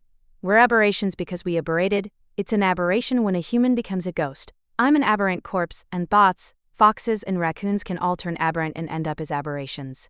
Which is why you can say that a human turning into a vampire is an aberration, a deviation from its original form, a perversion. Again, a metamorphosis. You mean metamorphosis? That's what I said. I pronounced it. Right, Ononoki insisted. She wasn't even going to try to own up to her mistake. In that case, could you call it a perversion when Shinobu, a vampire, became a god? Well, like we were saying? Would one aberration turning into another count, is what I want to ask. I guess it's all semantics, though. Well, that does happen. They say yokai shift forms all the time, but I wonder, would it count as a perversion in the aberration slayer's case? Well, it's not as if she had become a god 400 years ago. She was worshipped as a god, but at the end of the day, she continued to be a demon. Yes, she lived as a demon and continued to be a demon. The tale of a demon that the aberration slayer told remained a demon's. It wasn't of a god. That's what Ononoki said. Well, sure. You could put it that way, of course you could. For whatever reason, it felt like her obvious statement was in fact pretty important. But I didn't know why. By the way, Hachikuji, what about snails? Are snails perverts? Could you not treat me like I'm some sort of expert on snails? I tilted my head in confusion at Hachikuji's reply. Our conversations were strangely awkward today. Asking her if snails were perverts was such an obvious attempt to make her seem like a pervert too, and should have been a decent setup, but she didn't bite. I'd been hoping to advance our banter about perversion with Hachikuji. Maybe this mountain really was proving to be quite a hike for her. She was a ghost that haunted streets, and maybe mountain paths were unanticipated. Not that this area even had paths. Snails have shells from the time they hatch from their eggs. I don't think you could say that they change in form. What? Snails are born from eggs? Oh, but I guess so, they're shellfish after all. How did you think they multiplied? T just thought they must divide, or something. I mean, they're mollusks. You know that mollusks lay eggs, too. Have you never eaten octopus eggs, kind monster, sir? Octopus eggs aren't exactly a common dish. Still. Yeah, that made sense. It was simpler creatures that multiplied through division, like hydras. Not to allude to the story of her first thrall or anything. They apparently discovered fossils of a pregnant dinosaur, and it just means that organisms multiply in a lot of different ways. How about this? Well, even with my link to Shinobu severed, we know for sure that I'm showing the after effects of becoming a vampire. In other words, you could still describe my state as not human. What if, one day, I start a family in this state and become a father? What of the kid? Really, our situation couldn't be any more serious, and you're worried about what's going to happen if you engaged in intercourse with a woman. You've got a filthy mind. No. I just skipped over all of that stuff. I'm going straight to the cute part, or rather the totally serious part, aren't I? Like what to name the child. It was a serious query about a series of events since sleaze. She'd rejoined the conversation now that we were off the topic of snails. I was impressed. Her enunciation was so clear that I didn't have to think twice about the sentence. As I said earlier, humans and vampires are organism and aberration. Their entire biology is different. So I wonder, that might be close to asking if it's possible to have a half-dog, half-human. No, given that vampires aren't even organisms, it might be closer to a half-television, half-human. Then it's impossible. If you simply need to reproduce and leave behind offspring, kind monster, sir, you may have to turn the woman into a vampire. No, hold on. Vampires reproduce in the first place through vampirism. So maybe you can't even if you're both vampires, but I'm sure there are legends about vampire parents and children, vampire siblings. Actually, at the risk of answering my own question, I did meet a half-vampire man, now that I think about it. Doesn't that mean he's half vampire, half human? I see. Then maybe it depends on which side is the vampire, the male or the female. If you simply have to know, then I think you should just ask Miss Gain that as well. I'm in no particular rush about it. It was just a thought that had popped into my head. I wasn't more interested in it than I was in the darkness. At least, even if that were an issue for me, it wouldn't come up for a while. Anyway, I don't think it's something we can figure out based on past cases, kind monster, sir. After all, you're a mockery of a vampire, not a real vampire. My personal view is that since you're practically human, you shouldn't have any trouble begetting a child. Begetting? That word. It sounded both indirect and very to the point. If it was with a human, I'm sure the child that's born would be more human than you. At least... Oh, kind monster, sir. I'm sorry. Huh? I tilted my head when Ononoki apologized to me out of the blue. Did she make some kind of faux pas just now? T was assuming that you'd have a family with a human woman, but that's not necessarily going to be the case. There was the possibility that you'd have one with the aberration slayer. In that case, Stop it. Talking about begetting a child with a little girl is enough to creep even me out. fine, then we'll use my humble self as an example, though it would be an instance of necrophilia. Come on, you should be using Hachikuchi as the example here. Why would you be fine with me? In any case, down the mountains we descended, loaded with unresolved anxieties. There was no sign of any town or village, no matter how many hours we walked, even after dawn. But during one of our many breaks, I lost count of how many we took, we found ourselves blessed by a stroke of good luck. A single bar, but a bar all the same of reception on my cell phone. Of course, I knew that sometimes you could accidentally pick up some kind of signal when you were actually still out of service. I heard there were spots like that in the mountains, so while talking might be hard, I might at least manage to get out a text message if I tried enough times. You said we could get in touch with Kagenui by texting, right? Yeah. T, forget. Ononoki, do you carry a cell phone? No, I don't. Just in case. I do remember her contact info, though. Carrying a cell phone just in case would make sense, but I didn't quite understand why you wouldn't carry one just in case. In other words, was she wary of dropping her phone or having it stolen? If so, Ononoki lived in an even harsher world than I'd imagined. She couldn't so much as walk around with a communication tool. I wanted to continue down the line of thought if I could, but I didn't have room for it. I just punched the string of letters and numbers Ononoki gave into my cell and thought about what a cold, uncaring person I am. What should the message say? Make sure it includes our secret phrase, "Oh," and the cipher saying you'll wait for her reply. It's probably better if you don't include any specifics. She might not want to deal with us if she suspects that we're in too much trouble. Is she that hard-hearted? If anything, I thought she was the type to come charging head first into a dangerous situation. That's only when she's dealing with immortal aberrations. Other times, Sis is just a regular person for the most part. And actually, it'd be dangerous if she came charging head first. If my sister is too excited when she arrives, you might end up getting exterminated. Kind monster, sir. Oh, or maybe not. You're losing your power right now, aren't you? In any case, I'd rather not make any more enemies than I already have. I know I shouldn't frame it this way, but while I was at it, I also sent messages to Senjogahara, Hanakawa, Karen, and Tsukihi to let them know that I was okay.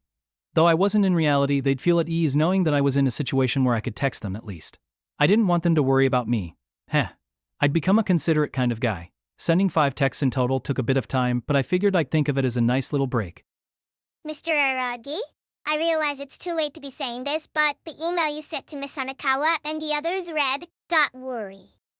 Yeah, it is too late. Why didn't you tell me earlier? Don't know if you want them to worry or not, but the normal reaction to a message written that poorly would be to worry. It's true that you'd be hard-pressed to call me an expert at using cell phones, but what an elementary blunder. I turned off my phone, not to cut our conversation short, or to avoid follow-up questions from Hanakawa and the others, but to preserve some of my valuable battery power. We then continued down the mountain, taking occasional breaks, and eventually reached the bottom the next morning. August 23rd, in other words. Climbing down ended up taking more than a full day, and it was less like climbing all the way down the mountain and more like reaching a village within the mountains. In any case, we were wiped out. It wasn't just my legs that felt stiff, but my whole body. Was this how branches always felt? Must be tough. Since we had been hiking unsure when the darkness might show up out of nowhere, our level of mental exhaustion was incredible as well. It never did, fortunately, but the fact that it didn't meant that it might have appeared where Shinobu was, fomenting its own kind of anxiety. Well, kind monster, sir. I guess the fact that we didn't run into a bear or anything that deep in the mountains should be reason enough for celebration. How's the reception on your cell phone? T tried turning it on, but still not much. At least it's not out of service. T guess we got lucky earlier. T don't know about that. It looks like we haven't gotten a reply from Kagenui. That I hadn't gotten any from Hanakawa or the other girls was weighing on my mind as well. Were they mad after all? Maybe they assumed I was dead already. In that case, it might just be better to go ahead and call her. We can bother one of the homes around here and ask to use their phone.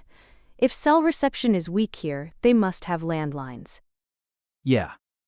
I said, glancing at Hachikuji on my back. I was carrying her now after she'd run out of stamina and willpower halfway through.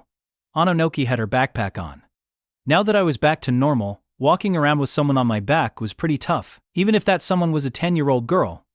Actually, I doubt I'd have been able to carry anyone on my back down a mountain unless she was a 10-year-old girl. What exactly about that was normal? I was living dangerously.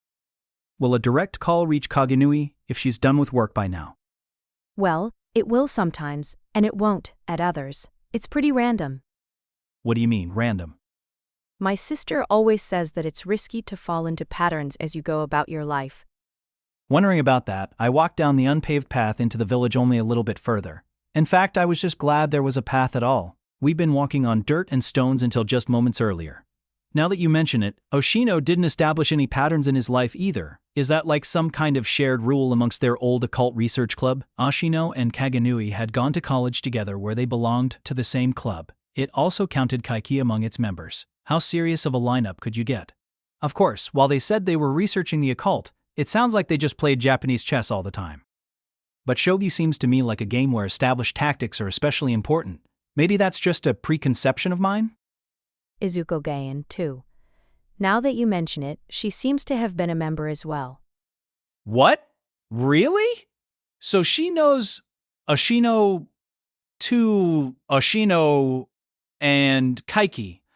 That's kind of a strange connection.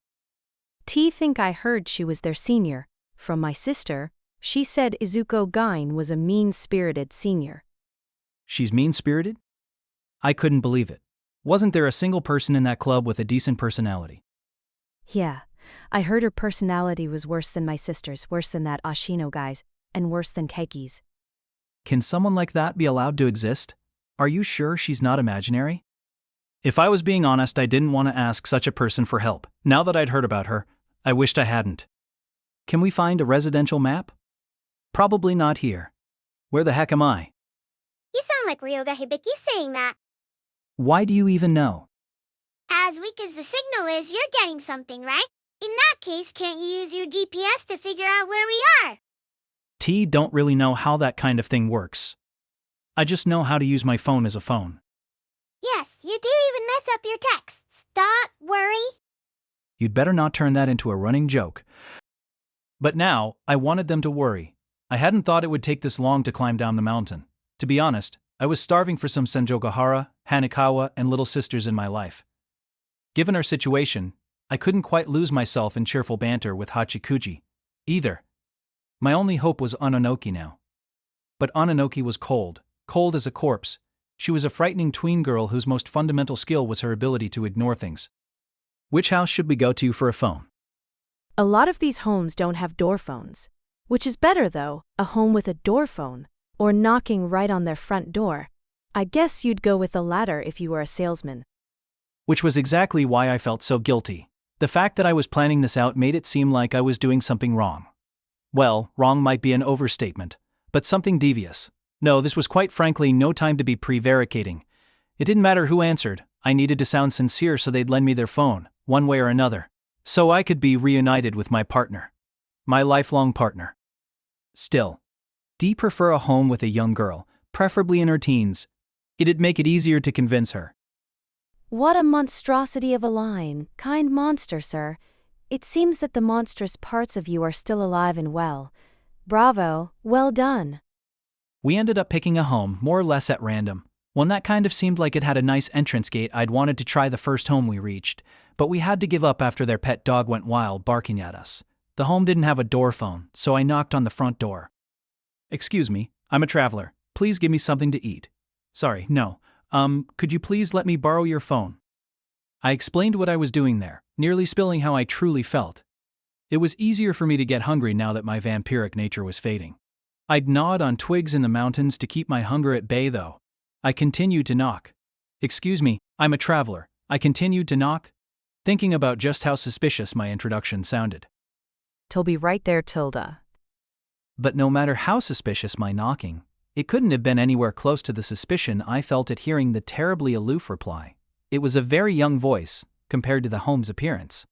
Very young, though not in its teens, but I wasn't tired enough to start thinking that I'd come across an opportunity or something. "Thanks for waiting."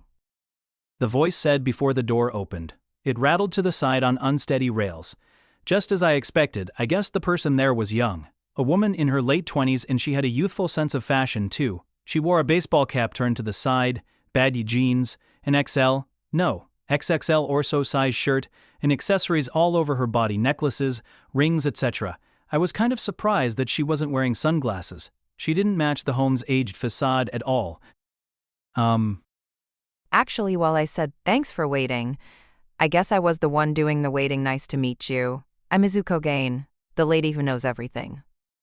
The home obviously wasn't Gain's registered domicile. Coincidences that big don't happen. It was exactly like she said. Gain had been waiting. For whom? For us, of course. I think it goes without saying that her words made me think of Oshino. TTT's amazing just how kind country folk are. When I told these people I was here waiting, they invited me in and said, well, in that case, why don't you have something to eat? I don't know what case they were talking about. Oh, it's enough to make you go soft. Not even Kaiki would try to defraud the people here. Where are we? I inquired as we headed back towards the mountains. But in fact, there was something else I wanted to ask her. What I needed to ask was why she knew we'd knock on the door of that home. Don't tell me you can't use an iPhone, Araragi. Here, just take a look. We're right here, this dot. If you're curious, that means we're 2 prefectures away from your town. That's closer than I imagined. I wasn't sure how to feel. Yes, I was relieved that I'd be able to take a train home. I was scared of airplanes since I'd never been on one, and I didn't have the money to travel by air in the first place. Want to check on an Android? Oh. This one's out of service, too bad. How many cell phones do you have? These are called smartphones. I have other cell phones too, I guess 5 in total. While her words had just reminded me of Oshino, Gain was very unlike him in that she was pretty tech literate. What was her deal? Still, I did have to admit that she felt like his senior except for the fact that she looked too young for that. Then I guess you can instantly look up our way home using that smartphone too? Well, I guess it could do that if everything works out right, yes? If everything does. For whatever reason, Gain tried to dodge my wishful thinking. Miss Gain. Oh, whatever. We can skip the greetings. It's not like we don't know each other. She said this with a comforting smile. But she did know it was our first time meeting, right? I couldn't know someone less. That's not true. You knowing about me is one thing, but I know about you. Didn't I tell you already? I know everything, so I'd at least know every detail about you. Okay, let's talk around here. Sit down. What have you got to say? You want to talk to me, right? Yes, but, well, I tried to say something but could only sit there, unable to voice any words or doubts. It was a long bench, with plenty of space for Hachikuji to lie down beside me. Ononoki didn't sit. She was standing as if she were on lookout duty, on guard. She might look cute, but her every mannerism nudged me to think of her as a true warrior. Come on, Yatsugi. What are you standing for? Get over here. It makes us feel awkward when you're standing there alone while we sit, okay? This is why I always say that aberrations can't read a room. Yet her warrior bearing was futile in the face of Gain. But Miss Gain, TT's fine, just get over here. Despite her valiant effort to mount a rebuttal, Ononoki was pulled over by Gain's words, which left zero room for argument. The only problem was that Hachikuji, lying on the bench, left no more room for Ononoki, who was forced to sit on Gain's lap. This seemed to be Ononoki's first time meeting Gain, just like it was mine. But the lady was kinder to her than Keijunui ever was. How do I explain it? She had a personality that coerced you, fairly boorishly, into becoming friends with her. She stood in contrast to the others, whether that was Ashino, who spoke frankly with people in order to hold them at a distance, Kaiki, who never trusted a soul, and Kajinui, who only ever seemed to think about fighting. Actually, did those 3 have such difficult personalities? Precisely because of Gon, that was almost the impression I got. You know, Ononoki, if there's no place for you to sit, you could always sit on my lap. What are you thinking? one should be asking you what you're thinking, kind monster, sir. From atop Gain's lap. Now, then, why don't you let this kind lady here explain this situation I'm sure you're very curious about? Izuko Gon is someone who just loves to explain things. Kaganoi was busy working when she got that text from you asking for help. She was in a tough spot, unfortunately, and the battle seems to be going long. That's why she ignored the message. Knowing her, she probably thought that Yotsugi would be more than enough to handle the situation. She believes in those she keeps as family, to the point where it becomes a form of violence, to the point where she's fine if one of those family members of hers dies as a result of her trust. But I knew that this isn't a problem that you'd be able to handle on your own. I knew that an independent Shikigami and a half-vampire whose link has been severed couldn't handle this problem on their own, which is why I came here to rescue you. Like I'm playing hero or something. In other words, really, I saved you some time and effort. All I really got from this abrupt info dump was that she'd come to save us. When I thought about it some more, there were a lot of things that Izuko Gain, someone who just loves to explain things, hadn't explained. We asked Kageniwi and no one else for help, and it should have been through a help-only hotline. So why did it not only get ignored by her but read by Gain? It didn't make sense, and that text didn't have any specific details about our crisis. Either maybe an expert could figure out the stuff about my link with Shinobu being severed by looking at my shadow. But still, it felt like the more she explained, the more questions I had, but that meant she was sort of like the darkness. I didn't want to make the situation any more complicated. What's the matter, Koryomi? Was there something missing from my explanation? I'd be happy to add as much as you need if so. No. Now she was on a first-name basis with me. She was being so buddy-buddy with me, even though we'd only known each other for an hour. It was like she was walking straight into my home with her shoes on, tracking mud deeper and deeper inside. It didn't feel that bad because it was the ever-smiling Gain doing it, but I couldn't conceal my confusion. Well, if I want you to explain anything, I guess it's why you knew we were here. We didn't even know what mountains these were. It's because I know everything, Koyomin. Koyomin? Now she was using a nickname. Who did she think she was, Senjogahara, when she and I were all alone? You could say it was my all-seeing eye, though, in truth, I was clued in by the fact that a job I'd given to Yotsugi through a third party wasn't moving forward for some reason. I wondered why she wasn't showing up, and when I looked into it, I saw that you were involved, Koyomin, and I already knew all about Shinobu and Maoi. So, from the start, the job that Anonoki said she was putting off was connected to Gain? No, that couldn't be it. That was a little too much of a coincidence. It felt more right to assume that she had a hand in most such jobs, to begin with. Like she was some kind of boss. Maybe Gain was a major boss of some sort. She didn't look at all like it. Any other questions? I have a lot of questions, but no, I'll put them all off until later. So please, would you listen to… Wait, I guess you already know, judging by the way you're talking, about the kind of situation we're in right now and what we're facing. Oh, yes, I do. I have to admit it's something I wish I didn't know about, but I, unfortunately, even know about that. It's not easy being me. Then. One sec. I understand how you feel. You want to know about this thing you call the darkness as soon as possible, but don't get so worked up. Don't get so worked up. Easy for you to say. It's fine, at least. You're not in danger at the moment. What? It's safe right now, I guarantee. Now this was a pronunciation that lacked any explanation, any persuasive power, or any logic whatsoever. It almost sounded like she was only saying it to put us at ease. But it was hard to refute her too. We didn't know a thing about the darkness after all. We didn't even know what we didn't know. All we could do was rely on Gain. That was the situation we were in. You may be thinking that in your current situation, all you can do is rely on me, but Koyami, it's not the case. Or rather, I'd like to move you out of that situation. I don't like it when all someone can do is rely on me. It makes for poor balance. Gain used the word balance. So you're saying I need to pay the appropriate compensation? Compensation? Why you almost sound like Mimi, he puts it that way. Because he's such a business person, but I'm not like that. Don't lump me in with someone as unprincipled as him. Listen, I just hate it when people rely on me unilaterally, which is why I want to rely on you too, Koyami. You want to rely on me? I'm saying we should become friends for the time being. I have 3 requests for you before I dispense any useful information, Koyomen. I want to ask you to do them for me as a friend. It's important to want to help out your friends, right? You know that unlike meme, I don't believe in anything as cold as people just getting saved on their own. We live through saving each other. That's how we survive. Okay, 3 things, right? I promise. Oh? Are you sure you want to say yes before you've heard me out, Koyomi? You ought to heed a friend's request. And what's more, I'm in a situation where it doesn't matter what you ask of me.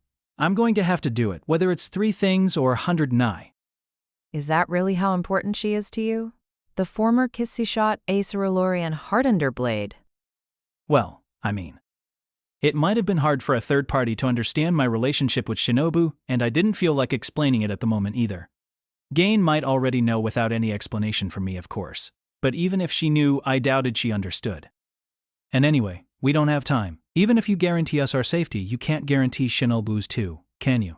If you have a request, please hurry up and say it. Oh, that's what you're worried about? Shinobu must really be important to you if she's the first thing you're worried about. What a strange way to put it.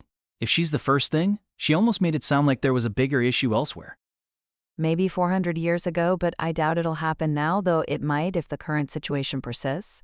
Okay, then I'll hurry up and get the words out, before we go past a point of no return. So, request number 1. There's someone I want you to introduce me to, and I'm in a bit of a rush if you won't help me. My only choice will be to go to her directly, and she'd probably get a bad impression of me if I did. I want someone to be a middleman, and I think you'd serve best. I don't know who I could possibly introduce you to. I'm not what you'd call well-connected. Who are you talking about? Suruga Gain, though I guess she's Suruga Kambar now, my niece. Oh. Right, now I remembered. I'd thought I'd heard the surname Gain somewhere before. It was Kanbaru's mother's maiden name. She'd told me during the case involving her left arm. They were aunt and niece. Now that she said it, the resemblance between her and Kanbar didn't seem to be there at all. They weren't at all alike. But why aren't you meeting her on your own if you're direct relatives? Didn't I just tell you because she'd get a pretty bad impression of me if I did? The Gain bloodline is tricky. I don't think she knows about my existence, either. I'd prefer to leave her alone myself, but I have my reasons. I guess you'd call them Gain family reasons. An introduction? Well, I'll do it if that's what you want, but I'll need to get Kanbar's permission first. Blood-related or not, if she says no, in other words, if she says she doesn't want to meet this aunt of hers, I wouldn't be able to grant this request of yours. That's fine. I'll think of another way if she says she doesn't want to meet me. I don't want you to introduce me as her aunt, though it'd be inconvenient. Inconvenient? Aren't you being a bit self-centered? It isn't just for my convenience. In fact, it's out of consideration for Suruga's feelings so. On to the second request. This isn't a request so much as something for both of us. Now that Yotsugi's gotten herself involved in this situation, there's been a bit of a problem with the job she's currently tasked with. It's still something that can be taken care of, but it'd be quite a bit of work enough that it'd require the assistance of another expert. Ononoki maintained a cool expression right there on her client's lap, but it seemed as though we'd caused Guyan a lot of trouble. So my second request is for you to maybe help out just a bit with that. Once this matter is all settled, you'd be useless as you are now, but I've heard you can be pretty handy when you're linked with the former kiss shot, a Caesarolorian heart underblade so handy that Yuzuru, of all people, praised you. She'd praised me? After the way I'd fought? It felt like she might have been joking. And even if she hadn't been, I wasn't going to feel the least bit happy. Well, it was only natural for me to help cover for whatever difficulties I'd tacked onto Ononoki's job. But given what Gain was saying, it felt like, is this something I'll be doing together with Kanbar? Am I going to introduce you to her so that we can both help you out with your job? Well, it's not my job, maybe you could call it our job. But you're right for the most part, I need Suruga's left hand right now. Of course, that too will be up to Suruga. If she says she doesn't want to help, I'll back down immediately. Just getting to talk to her will be help enough on its own. Though your help will be absolutely vital, Koyomin. Okay, if you say so. I had no choice but to accept. I'd need to choose my words carefully in bringing this up with Kanbari, though she showed a level of devotion to me that didn't even begin to make sense. So there was the risk of her agreeing to help out without so much as hearing the details first. Yes, I got it. You don't need to say anything. You don't need to say another word, my dear senior. I'd accepted before you even asked me, or something like that. No, she had a bigger vocabulary than that. How exactly might I word it so that I'd be asking for her help, but giving her the option to say no? Well, what's your third request? Actually, you already brought it up. My third request was for you to ask Saruga if she'd help with the job too, which you already said you would do, Koyamin, so now I can save you. Your big sis Gan feels all better now. I'm so glad I can help you out. Is that so? Hearing that didn't make me feel any better. However, to be honest, I couldn't bear just sitting on that bench not even knowing what kind of predicament Shinobu was in. Excuse me, Miss Gan. In that case, could we talk while we travel? I'm sure we could discuss this on a train. I'd like to hurry up and see Shinobu. I guess you could say I want to see her and make sure she's okay. Your partnership brings a tear to my eye. I wish I could forge such a bond with someone. Dane laughed, but she also didn't seem to be taking me seriously, and as proof of that, she wasn't even beginning to get up. And not just because Oninoki was on her lap. Miss Gain. Even I was getting a little annoyed, and I could tell that my tone was getting rough. Koyamin, I'm telling you for your own good, you shouldn't leave this place, at least not until you finish hearing what I have to say. I'm gonna spell this out for you because it seems like I have to. Going back to that town is the worst possible choice you could make. It's the one thing you can't do. Yes, the one thing at the very least. It'll ruin whatever equilibrium you've just barely maintained. Whatever decision you end up making in the end, you ought to stay here for the time being. You made the right decision to use the disengagement edition of Yatsugi's Unlimited Rulebook to come all the way out here to the middle of nowhere. But we got separated from Shinobu as a result. If it's that link you're worried about, I can restore it in no time at all. It'll be my way of thanking you for hearing out my requests, I promise you that much. And anyway, you wouldn't be able to help me with my job unless your link is repaired. I've got a whole mountain of things I want Shinobu to do for me too, Gain added rather obtusely. Isn't it dangerous to let Shinobu act on her own though? She's the one it's after. Maybe I ought to have started by correcting your misunderstanding that Shinobu is the one it's targeting. Why exactly do you think so? What? Well, because that's what she said. Of course it's not like she was, that sure about it. Is she not its target? But in her story about 400 years ago? That was the case 400 years ago. I'm saying it's different this time while it's only natural to take Shinobu's story as a reference point. Koyamin, your deductions are pretty sloppy if you think something's the case now because that's how it was before. Hearing her spell it out, I had to agree. I'd been so desperate to figure out the mystery behind this unknown darkness that I'd leapt to the easiest possible conclusion. It was only based on experience. That meant it was nothing more than a possibility. If it was after Shinobu, why was it, anyway? Yeah, I guess that could have been random. Maybe the darkness doesn't care who its target is. Strictly speaking, we can't even be sure if it was Shinobu that thing was after back then. Oh no, I'm certain that phenomenon was after her 400 years ago. That, I know, but I'm saying that this time and last time are different. You know everything, don't you? Of course. Then you must also know who that phenomenon is targeting this time around. Of course. I was sure she'd talk her way out of this one too, so her affirmation took me by surprise. But I jumped the gun letting myself be surprised, because the real shock, the true shock, was still in store for me. It's that exhausted, napping girl over there. The darkness is after this time. What? In other words, Mayoi Hachikuchi. What? A Hachikuchi? That's right. Which is why Shinobu is safe for the most part. Your link being severed was like a random accident, but what amazing luck.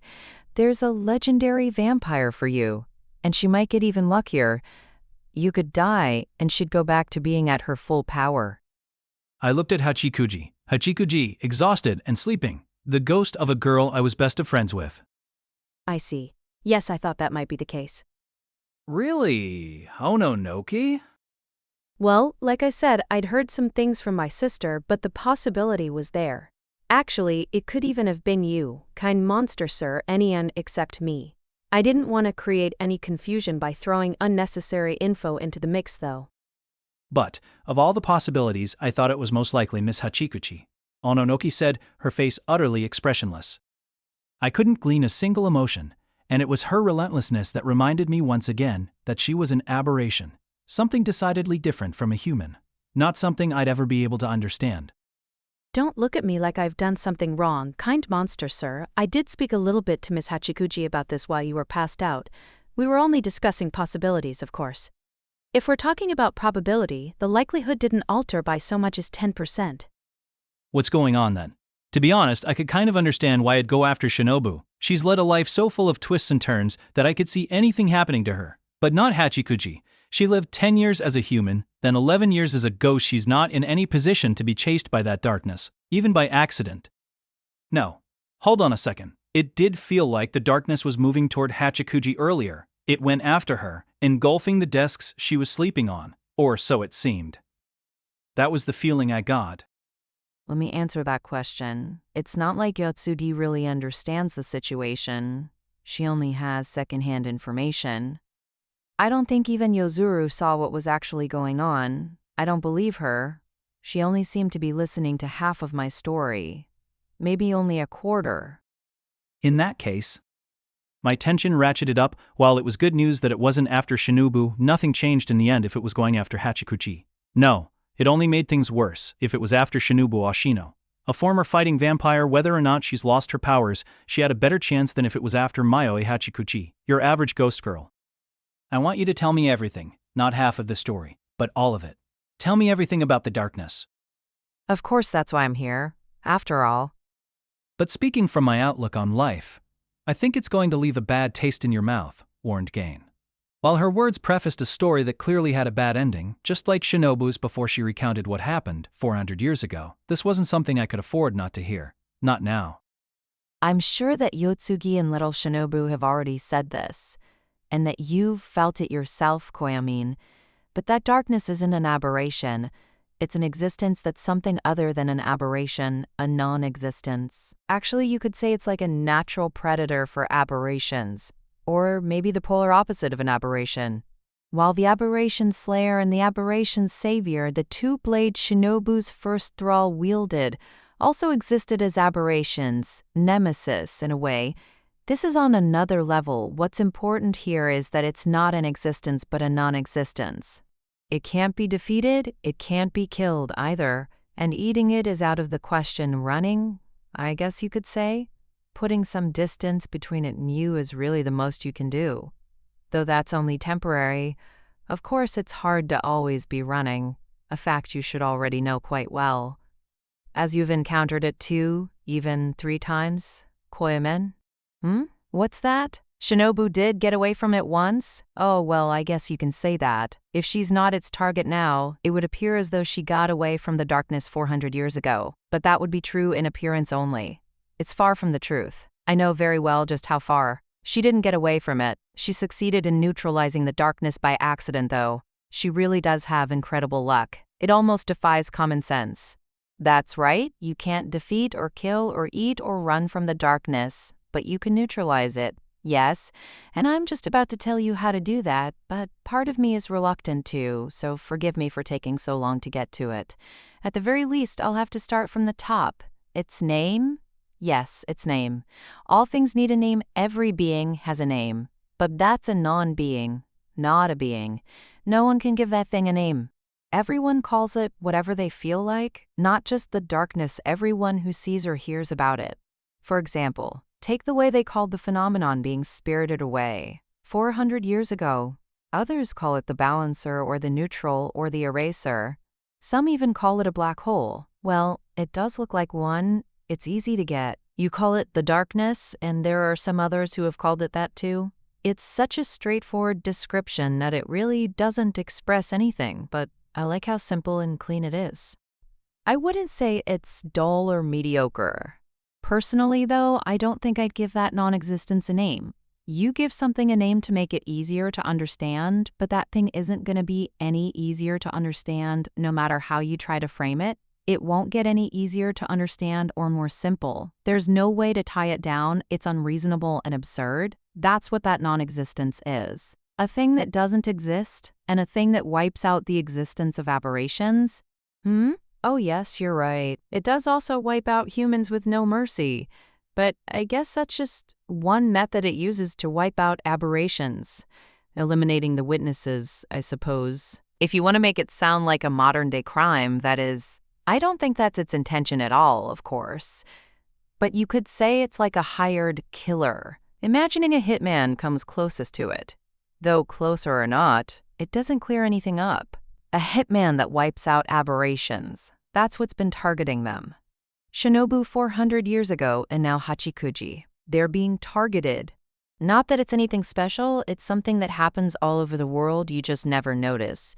You don't notice because this hitman does such a brilliant job because normally you can't escape from that non-existence. Normally, there aren't many out there who can take action once that thing appears before them. And while Shinobu did get away, just about anyone, vampire or not, would die if 3/4 of their body were consumed. And I'd say you were able to make the decision to immediately disengage thanks to your link to Shinobu, Koyamen. It was all thanks to your partner's experience. What's that? Your memories aren't linked? As long as your hearts are linked, it's enough. Oh, I'm being all doom and gloom? I could see how it might sound that way, but there's hope too. You can relax. Relax. Even someone who knows everything like me can only tell you a little bit about what you call the darkness, Koya. Missing information, though. There's nothing you can call information about the darkness. You can't say you're missing something when it never existed in the first place, right? While I called it a natural predator for aberrations, you could also call it an anti-aberration, the way that antimatter works on matter, which is why you'll disappear if you collide with it, you see. You could also say it's not just the aberration, but also the non-existence. That disappears. You could, but they'd only be words. In any case, it's all over for you once you meet it. It's an all-powerful hitman. If you have a hard time understanding it as a hitman, then call it the Grim Reaper. No, I guess it'd be an aberration if you did, and once again, it's not an aberration. It's such a hard thing to represent, to talk about. You have to come at it from out around it. Not only that, you also have to talk about it exactly as it is. So, as for why a specific aberration gets targeted by this hitman, this part isn't unreasonable or absurd. I think you'll find yourself in agreement once I tell you. Maybe not in agreement, but at least you'll understand for a fact about a non-existence. It's very easy to comprehend or quite evident. You should be able to figure it out with some thought. In other words, you just have to think of something that Shinobu and Mayoi have in common. What do the two have in common? What's their common denominator? Come on, try giving it some thought. They're cute little girls? I'm so disappointed in you. Why would anyone or anything attack aberrations for such a borderline pedophilic reason? Well, that might be something you do, Koyamin, but it at least is different. They're being targeted for a reason. Though I've been saying it targets aberrations if we're being more precise. What it targets are aberrations that have strayed from the path of aberrations. People who stray from the road of humanity get expelled from society, right? Likewise, aberrations that stray from the path of aberrations get expelled from the world by way of a supernatural power. Yes, a supernatural power, one that some people might call fate. The inevitable force of fate. Fate. Do you like that word? I hate it. If you're in a situation where you're going to use such a word, I think it's better to go for something more childish like supernatural or power. I'm the only one who needs to be talking like she knows everything. I know that Neem often sounds like he's seen through everything, but personally, I'm not impressed by that. Of course, that's something that I don't like because it's different from me still. I'll admit that this non-existence moves in ways that resemble fate. I hope you'll forgive me for putting it in a touchy-feely way. You're more confused by the idea of straying from the path of aberrations? I'd say that one is pretty straightforward. Okay, then try thinking specifically of what Shinobu did 400 years ago. I'll tell you everything, Koyomin, but that doesn't mean you can quit thinking.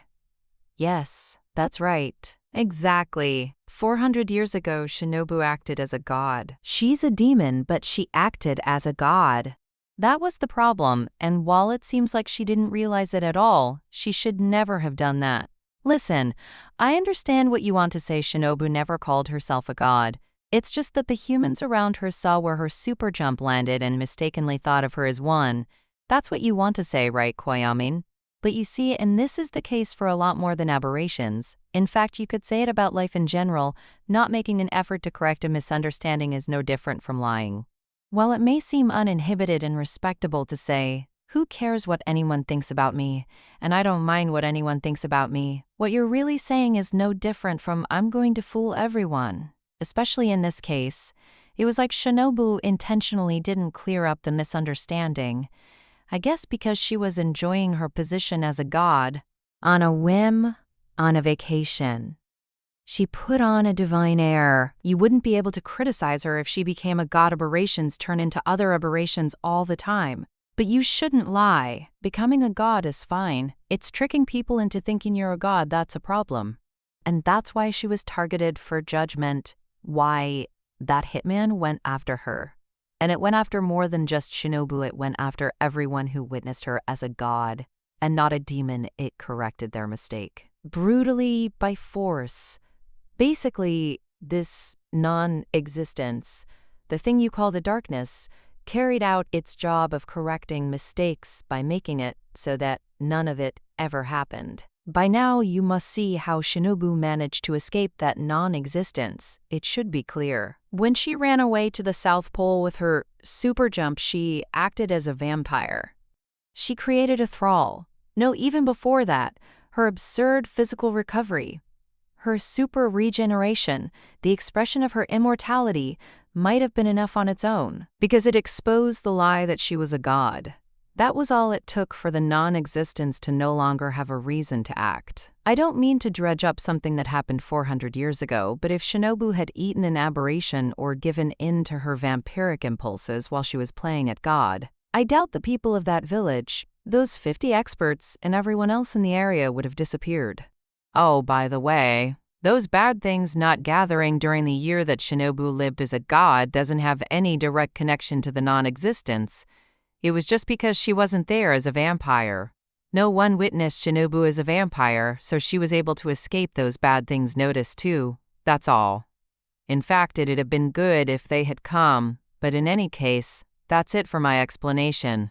The witnesses were eliminated, no one was left to testify, and the culprit's lie was exposed, case closed. What's wrong with calling yourself a god? Is it really so bad that it warrants hundreds of people disappearing? How am I supposed to answer that? Those are just the rules. An aberration must never falsify itself. You sometimes hear about the characters in novels or manga starting to move on their own. But what I'm saying is that doing so is against the rules in this case. I'm not sure what you think complaining about the rules is going to get you. It's not like I have the power to change them. I just know them. So in the end, Shinobu was judged. I personally think the punishment far outweighed the lie she told, considering how her life unfolded after that. No, it's true that she just barely avoided her punishment or her judgment before it was handed down, but it's also a kind of punishment and judgment to have every human around who's attached to you slaughtered. It's terrible enough to make you abandon your chastity. She pretended to be a god and so met divine punishment. His words might have sounded like spite, but they were true in the end. But that's all over now. It's in the past, and you're more interested in the present, right? There's no reason for Shinobu to be targeted now. While she's lost her vampiric nature and can't use much of her power, it's not because she's lying. That's her actual power level. She's not going to be targeted by the non-being. It's against the rules to falsify yourself, but it's fine to change. You can change your characterization. So she's safe. In that case, you must know who isn't safe. Mayoi Hachikuji, it's you, my little pretender. So why don't you start by getting up from your pretend nap? Eek! She jumped awake at Gain's sudden shout, which seemed to fill the air around us. No, Hachikuji must have already been awake. The whole time, just like Gain said, or at least, at some point, she'd started to pretend that she hadn't awoken yet. Which would mean, if she was only pretending to be asleep, just like the time I put my hands all over her body. Oh, sorry to surprise you, Mayoi. I didn't mean to say that so loud. It's just that it'd have been a real issue if you kept pretending to be asleep like that. Hachikuji paused for a moment, still looking surprised. Mr. Araragi, It's okay.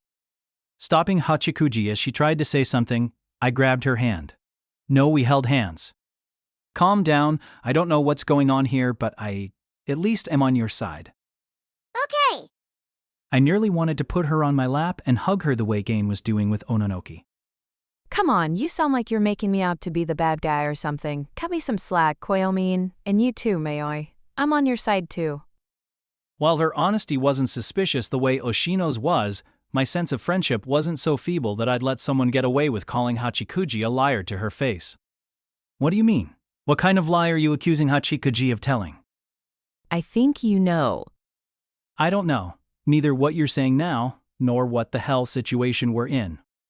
Now that she'd told me, I understood the utterly strange and mysterious phenomenon, the darkness though only tentatively. And yet the situation hadn't improved one bit. It was still full of things I didn't understand. It all felt like a gigantic waste of time. If this was how it was going to be, I'd rather go straight back to my town to see Shinobu again instead of talking to Gain. I wanted to see Senjogaha and Hanakawa. I wanted to see Karen and Suki. Then I'll tell you, like some kind of famous detective who doesn't mind bringing about an awkward scene. It's the lie of her being there right now. You should have left this world to go on to the next by now. Isn't that right, Mayoi? And yet you continue to be there. That is the lie you continue to tell. The lie that you're right there. That's a pretty good reason to be upset. You wouldn't have to be a non-existence to tell you to knock it off. A lie? That's not what I intended. She looked brave enough as she spoke to Gain, not staring at the ground or getting choked up, yet Hachikuji couldn't meet her gaze. She was looking away. Just like she was looking away from the truth. It's not what I intended at all. Like I said, it's already a lie once you've caused a misunderstanding, Manoe Hachikuji.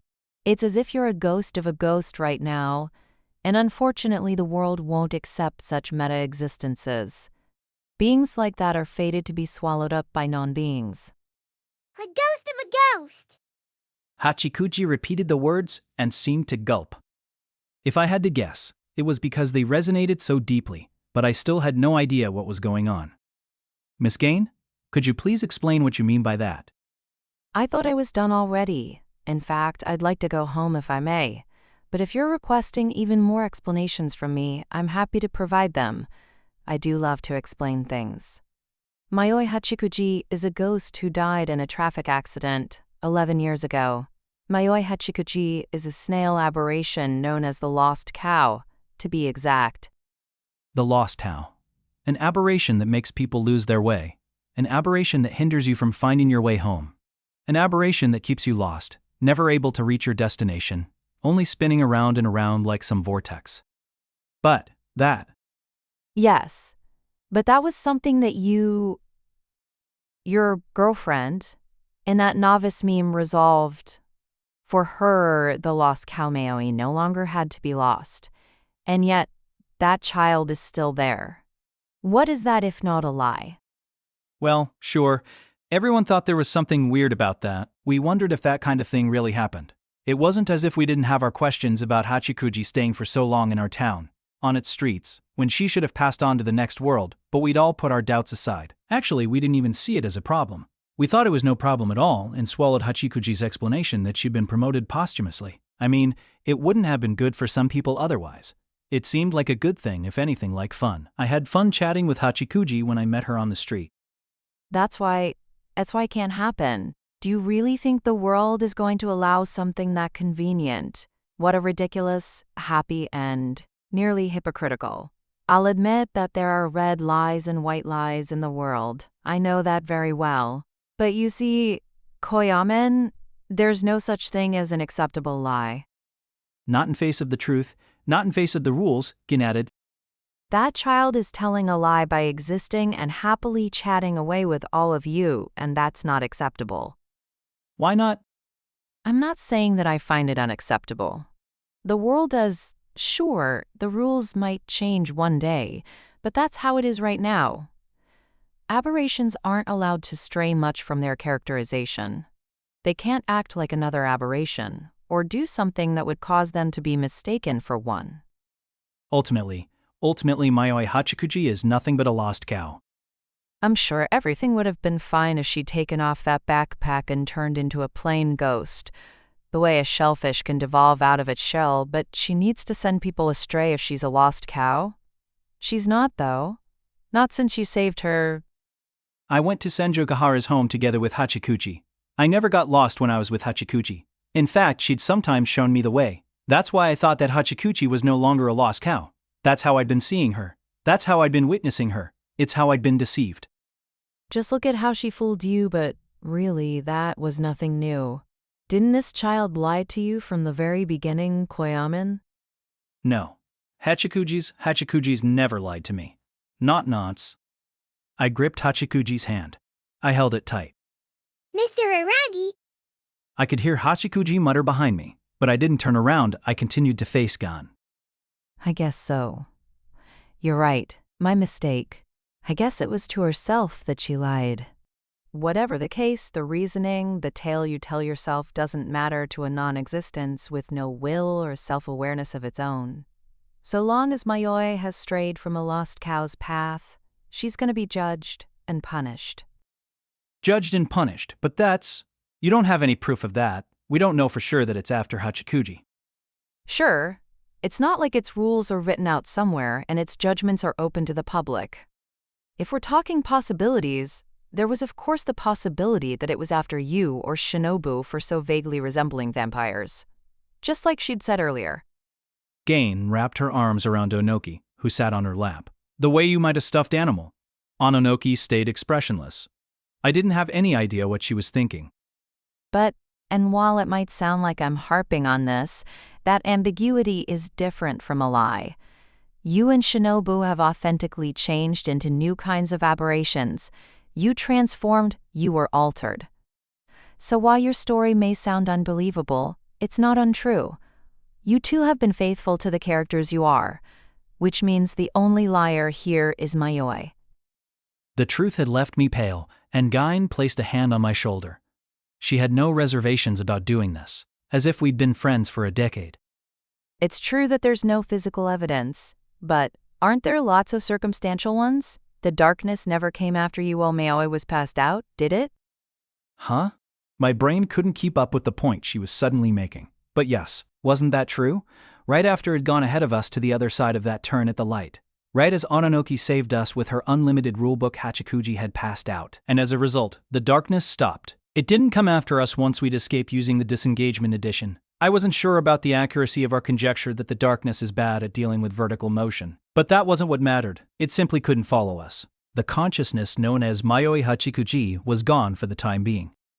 Yes, and as proof, didn't the darkness show up even in that abandoned cram school as soon as she was awake? Then what about when we were escaping through the mountains afterwards? Was it because she was tired and sleeping a lot? If it couldn't come after us, then... No, it didn't matter how often she slept. It wasn't like I'd carried her on my back the whole time. We'd been walking together through the mountains so deep that just standing in them wore you out, as we escaped downward, not knowing where to go, getting lost again and again. Oh. Right? Exactly. You can't find your way right now regardless of Mayoi's intentions. You don't have any idea of how to get back home. So we could say Mayoi is fulfilling her duty as a lost cow in this situation. Which is why the darkness isn't appearing. Gain had said she could guarantee our safety, so that was why. The darkness wouldn't appear by Shinobu, nor would it appear by Hachikuji. Of course, that was why. When Gain bragged to us earlier about her smartphones, she wouldn't share our homeward route despite showing us our current location. Because the darkness could appear at any moment, unless I continued to be lost. Now that I thought about it, I wasn't even sure if she was showing me where we really were. At the moment, there was an extremely good chance she'd gone ahead and fed me false info to confuse me just in case I had asked someone in the village where we were. Gain was a way bigger liar than Hachikuji, not that I was going to criticize her. Naturally, I wasn't going to criticize her. Naturally, I wasn't going to criticize her. Naturally, I wasn't about right or wrong, what this probably was about. On the flip side, Koyamin, that means Mayoi would lose track of her role as an aberration again. If you went back to your town and home, she'd be violating the rules and the darkness would reactivate. While I mentioned earlier that Shinobu was really lucky, I've got to say all of you are pretty lucky too. I hope it rubs off on me. So, now, what am I supposed to do? Huh? What are you supposed to do? What do you mean? Well, okay, so I understand it's very likely that the darkness is targeting Hachikuji. We're kind of past talking in terms of possibilities here. So the question now is how to deal with it. Even if we're lucky enough to be avoiding the phenomenon because we've temporarily lost our way, that doesn't solve the basic problem, does it? I'm trying to ask you what I need to do to take care of this darkness. I already told you. Well, maybe I didn't tell you, but you should be able to figure it out based on Shinobu's example. Right, Mayoi? Hachikuji replied with only more silence. Based on Shinobu's example? But I thought that in Shinobu's case, she escaped using everything she had, and then she quit being a god. She reprised her role as a vampire, and then... Are you telling Hachikuji to go back to being a lost cow? That would be the only possible conclusion. She just had to stop lying and own up to it. She just needed to live an honest life. As an aberration. If she keeps making people lose their way, the way she used... I don't want to do that. I don't ever want to have to do that again. But Hachikuji... I don't have to do that anymore, thanks to you, Mr. Araragi. I was able to visit my own home. That's why I'm never going to do that again. I made a decision to never do that again. To never tell those kinds of lies again. Right. I knew what Hachikuji's 11 years as a lost cow were like for her, so how could I ever tell her to go back to it? It wasn't like being a vampire. I wasn't a demon. I couldn't tell her that. But in that case, we were stuck. There was nothing we could do about the situation. MS Gain. Then what about a way to defeat the darkness? Like I said, that's not the kind of thing that you defeat. I've been going out of my way to use terms like phenomenon and non-existence, but if I'm being quite honest with you, that thing is something like a natural law. Like the way things fall downward, you might be able to float in the air for a moment by jumping, but you have to land eventually, yes, no matter where that may be, a lake, an ocean, or a mountain. Inevitably you'll land, Guyan said, and I had no reply. I needed to argue back, but couldn't. Nothing like this had ever happened to me.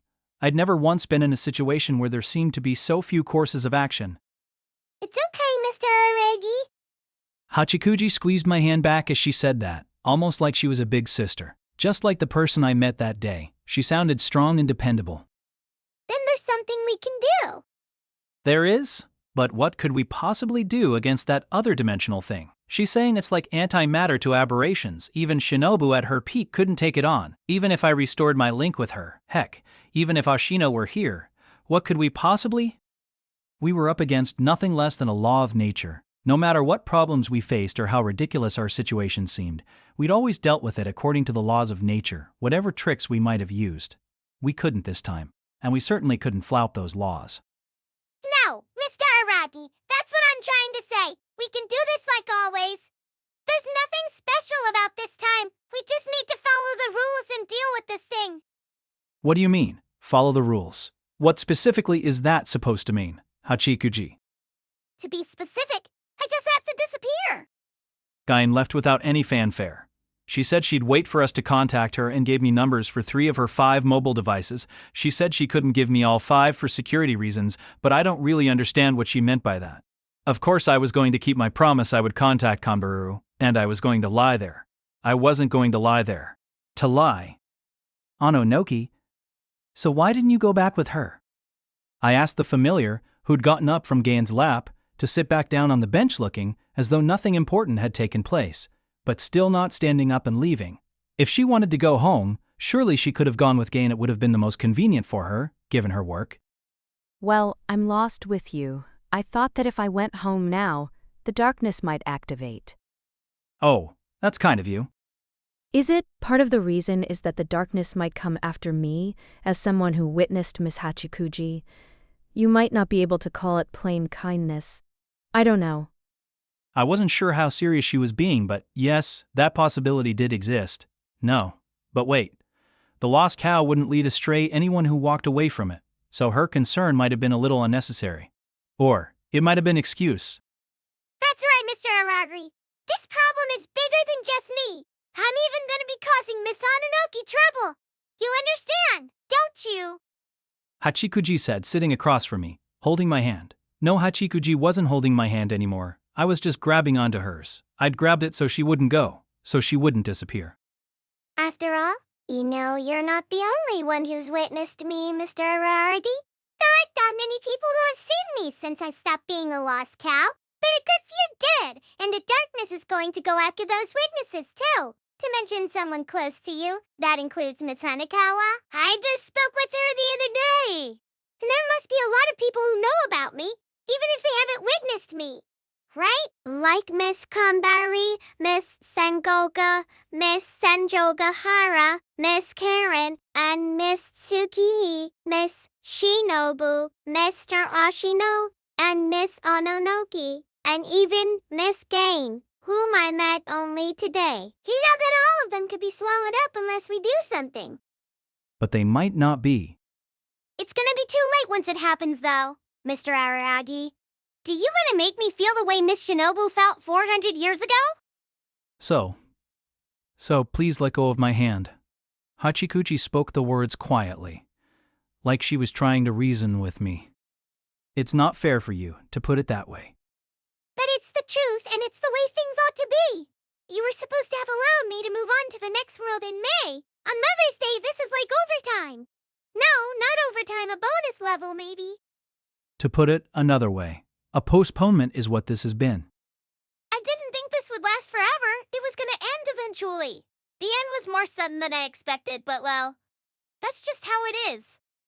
When a child lies, the lie usually comes to an abrupt end. I wonder if I lived a little too freely, doing things like going to your home and sleeping there, even if it was part of a lie. This case in particular didn't have any grave story or complicated reason behind it all. It's just that I kept on putting off going to the other side because I had such fun talking to you. I wanted to be able to enjoy those kind of moments forever, or at least until your college exams were over, but, well, I guess nothing ever works out that neatly. I've had fun this summer break, didn't you? Wait, no, stop it. Don't try to wrap everything up. Don't start looking back. Nothing's going to end here, I figure it out. There has to be something, there's still time to turn this around. There had to be something, some way to save everyone. Grave stories? Complicated reasons? Who needs them? A girl who had spent 11 years alone just felt like playing for a while longer. Is that something that deserved judgment? That deserved punishment? A sentiment like that? What about it broke the rules? There had to be some kind of breakthrough we could make, because there was something wrong with the world if there wasn't. No, there's no breakthrough, in fact. Hasn't the world been kind? Usually, you wouldn't get a few months like this. Not when you're a ghost of a ghost. Not when you're as preposterous as I am. No, but doing this, where we put all the blame on you in order to save everyone. What are you talking about, Mr. Araragi? Isn't that exactly what you've been doing all this time? You can't do that and then stop others from doing it themselves. Why? Why are you able to stay so calm? Yes, it might look like that's how I've been doing things, but I've never once been able to stay calm. I've always been on the verge of tears. No, I've wept as I fought. How are you able to be that way, like you're not unsure or dissatisfied about a thing? I would be lying if I said I'm not unsure, but I'm not dissatisfied. It was fun, after all. I'll just be in the sky watching over you from here on out, Mr. Araragi. I'm telling you to stop saying that kind of thing. Listen to me. I still haven't talked to you. I haven't talked to you enough. There's still so much for us to talk about. I want to talk to you more. I want to talk to you forever. Oh, I guess that was the problem. I shouldn't have said that I'm gonna disappear. I'm gonna go home, Mr. Araragi. I'm gonna go away, but it's not as if I'll have never been here. How's that any different? How are words going to make it any better? Even Hachikuji couldn't want this on the inside. She had to be scared. Just thinking back to the first time she encountered the darkness so desperate to escape it. She couldn't be free of frustration and regret. She couldn't be feeling fine having to follow such an unreasonable rule, having to be judged by such an absurd law. To be defeated by something that wasn't even an enemy. To have to accomplish something that wasn't even a goal. It was all so senseless. Well, actually, just like Miss Shinobu caused that incident 400 years ago by pretending to be a god. I caused this one by pretending to be a wandering ghost, so I need to take responsibility. What responsibility? Well, I suppose you'd want me to take responsibility for your bike first, Mr. Araragi. Why would I care about... Okay, I did. But that wasn't something I was going to force onto a 10-year-old. I'm about Miss Shinobu. But this happened because I wanted it to last just a little longer, and I need to settle this myself. If you're going to say that, I'm just as guilty as you. I had fun talking to you too. If you're responsible, then so am I. In fact, I was the one who'd been entertained by Hachikuji, and yet I couldn't do a thing now. How could I allow that? I could never, so why wasn't I able to do a thing? Knock it off, kind monster sir. It's hard to tell which of you is the child here. You need to learn when to give up.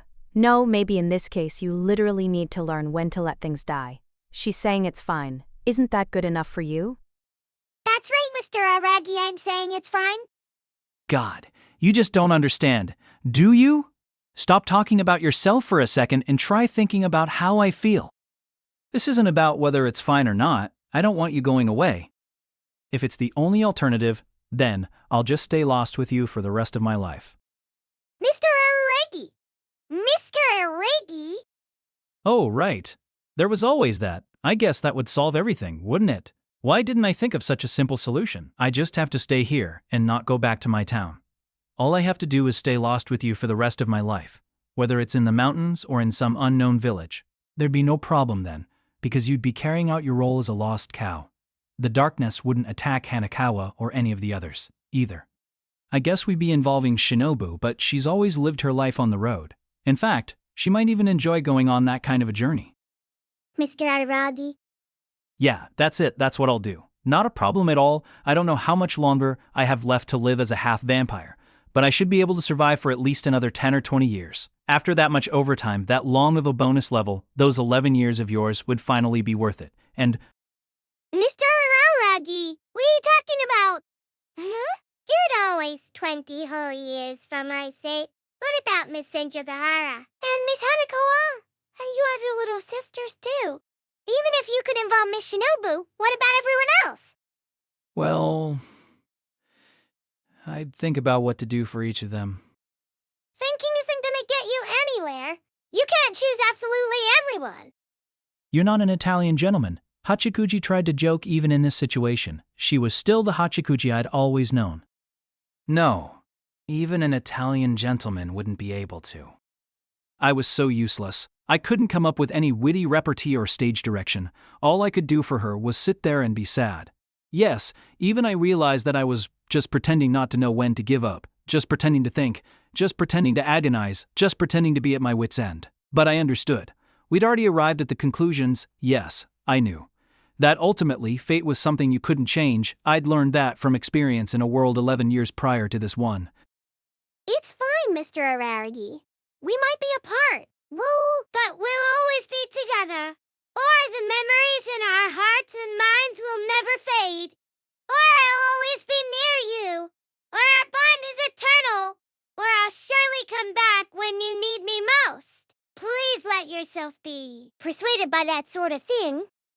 How can I buy anything as blithe as that? Give me a break. I brushed away Hachikuji's hand. I stood from the bench at the same time. Well, it looked like Hachikuji had successfully gotten me to let go of her hand. Oh, fine. I lose. It wasn't like I was going to get in the last word against this girl. No matter how much we spoke, she was going to stay eloquent, and I couldn't even hope to argue it down to a draw. So fine. It was fine now. Yes, Mr. Araragi, it's fine. I didn't turn to face her. My back was still to her. These last 3 months that I enjoyed talking to you are more than enough to make up for the 11 years I spent alone and lost on the street. So it's fine now. Thank you. I heard a sound behind me. Hachikuji must have gotten off the bench. Maybe she was putting her backpack on again. She was going to go already. She wasn't dragging this out at all, and was actually satisfied. Did she really need nothing more? It wasn't my place to say anything. If so, I don't believe that the only right thing for a ghost to do is to move on to the next world. But that's just what I think. If our world's rules didn't think so, and more importantly, if Hachikuji didn't think so, I couldn't selfishly force my own house rules on them. That would make me no different from the darkness. What I needed to do here was probably to stop being stubborn, to turn around and see Hachikuji off with a smile. Well, I could do it crying too, but I was probably supposed to give her a proper send-off. That's how I needed to see her off. At the very least, I wasn't supposed to be acting this obstinate and half angry. I shouldn't be seriously angry at the darkness, at Gain, at Ononoki, at Hachikuji. I'd probably regret parting with her like this. I'd carry it around with me for the rest of my life. I knew that, but I couldn't do it. It made me feel like a petty human, even if I'd become a half-vampire and experienced all kinds of ghost stories. It made me see how small and empty a person I was. It drove home that I'm just me. I couldn't even humor one girl. Ononoki was exactly right. I could barely tell which of us was the child here. Oh, that's right, Mr. Araragi. Why don't we end by doing that thing we always do? You know, the one. Not that I had the mental fortitude to ignore Hachikuji when she called my name. After a pause, I still didn't turn around as some small form of resistance. What thing? You know, the routine that starts with me saying, a slip of the tongue. Really? I wasn't able to smile, but nor could I stop this urge to smirk from welling up. I couldn't believe it. Really, at a time like this, entertaining me. Hachikuji was still entertaining me. So you were doing it on purpose after all. Of course I was. No tongue would ever slip like that. You know, Mr. Araragi. Now that I think of it, we haven't done it a single time this story. Please, Mr. Araragi, think of it as your farewell gift to me. Huh. Fine then. I wondered if this was really a time for a slip of the tongue after all the time she'd spoken my name already, but in my current state, I didn't think I could give her a proper send-off. And I couldn't keep this up and give her a sulking send-off. Either then, at least I might try a way that suited me. Not soppily, but childishly, inappropriately. We'd end our tale with a frivolous farewell. The tale of the lost child and me. Ah, geez. Now I had a good excuse to turn around. 10-year-old girl or not, she really was like an older sister to me. I wondered what was wrong with me, letting myself be the one getting humored. But while I say all this, to tell you the truth, a little part of me was looking forward to it. May I Hachikuji's once-in-a-lifetime final slip of the tongue. I wondered how it would slip. To be honest, the bar was just getting higher and higher. I'm sorry, but I wasn't going to quit back this time if it was a run-of-the-mill slip. I would just let it drop with a clunk. I'd simply reply, "Huh, did you ask for me?" That said, if she went for something too novel and a bit forced, I wasn't going to say anything. I'd just sit there looking baffled. Expecting so much from her might be cruel, but this was our last time. I wanted her to rise at least that much to it. I wanted at least that much license too. Okay, with my mind made up, my feelings firm, and most of my nerves taut, I slowly turned to face Hachikuji, careful not to show any emotion. Smooch. Hachikuji should have been behind me, but for some reason she was right next to me when I turned. Even more confusingly, her face was far higher up than where her height should have put it, and she placed her lips on mine once I turned. After tasting my lips while I was frozen in shock, for a few seconds she moved back. No, it technically wasn't Hachikuji who did the moving back. It was Ononoki, who had Hachikuji on her shoulders, who retreated. Hachikuji matched my height by riding on Ononoki's shoulders. What had sounded like Hachikuji wearing her backpack was in fact the sound of the two of them getting ready. Still in that position, Mayoi Hachikuji said coyly, I'm sorry. A slip of the tongue. Her cheeks were stained, but not because she was blushing. She was crying, large tears dribbling down from her eyes. Her cheeks, her eyes, it was all bright red, but she was still smiling. Hachikuji smiled until the very end. I loved you, Mr. Araragi. So, what happened after that? What's the epilogue here? Or the punchline, maybe? Obi seemed eager to know more as we sat in the empty classroom after school, our desks facing each other. Nothing happened, really. I'd grown languid in part because I was tired from all the talking, but my mood must also have grown a little dark after having to recall everything that had happened. Dark. No, that's not it. It wasn't getting dark. Hachikuji arranged things so that it wouldn't. So that my mood would never grow dark. So that I'd never find myself in a bad mood when I remembered her or talked about her like this. That capable producer had arranged things, so I guess what I had now was fatigue from talking and just a bit of guilt over having spoken about her. So if it struck me as odd that I'd gone on and on about her, why was I telling this to a fresh transfer to our school, even if she was my junior? Ogi Oshino, just because she shared a last name with that expert, didn't mean she was worthy of my trust. In fact, it should have been a reason to view her with suspicion. After that, Hachikuji happily passed on to the next world. Ononoki and I returned to this town, and I helped Gan with her work, just like I promised. As far as cases go, that was the bigger one by far. I never imagined I'd fight alongside Episode of all people. What about Shinobu and Kambaro? I met up with Shinobu as soon as I got back to town and we restored our link. Actually, Gain restored it for us, so she's still in my shadow. For her part though, it does sound like she searched pretty hard for me.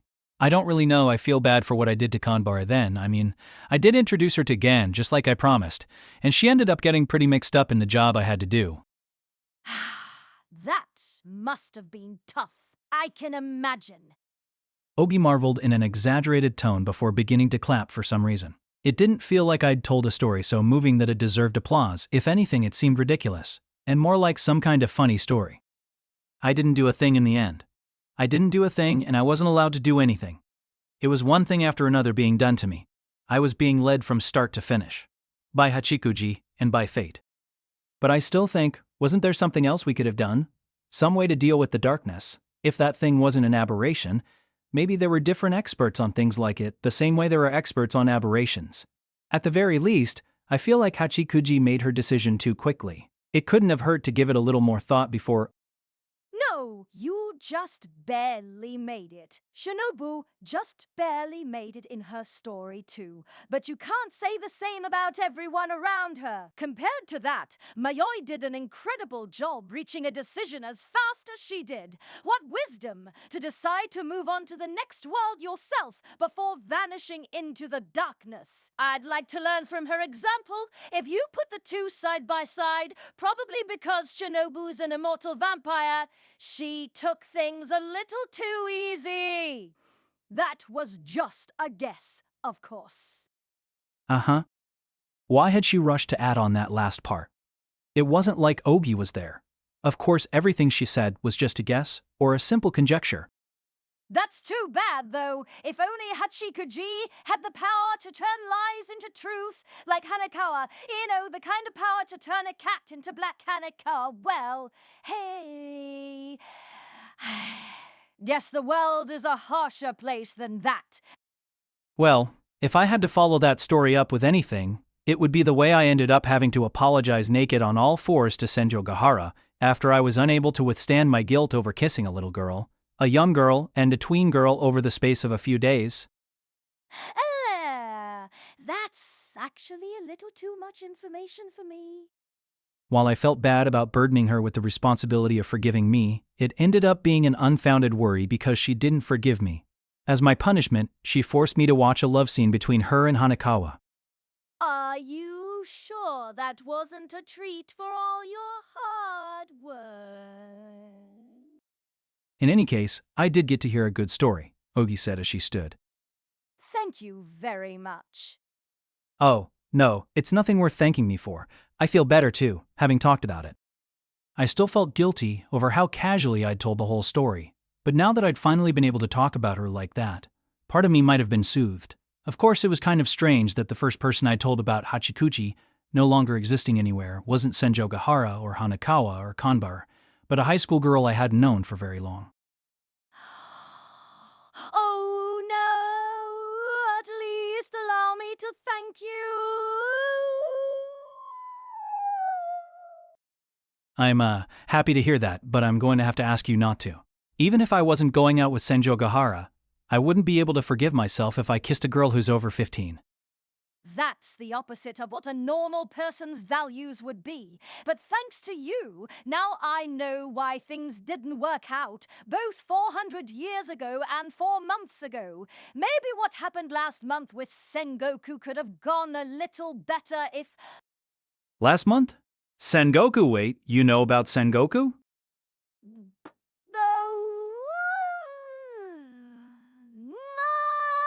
Not at... she came up in your story just now. You said something about a girl who got in lots of trouble last month. Had I? I'd said something about Sengoku? That, if anything, was something I shouldn't have been casual about. The situation she was in right now was... Well, I think I have a good idea about what's going on in this town. Koyomi Araragi, Tsubasa Hanekawa, Hitadi Senjogahara, Suruga Kanbaro, Nadeko Sengoku, Karen Aradi, and Tsukihi Aragio A2.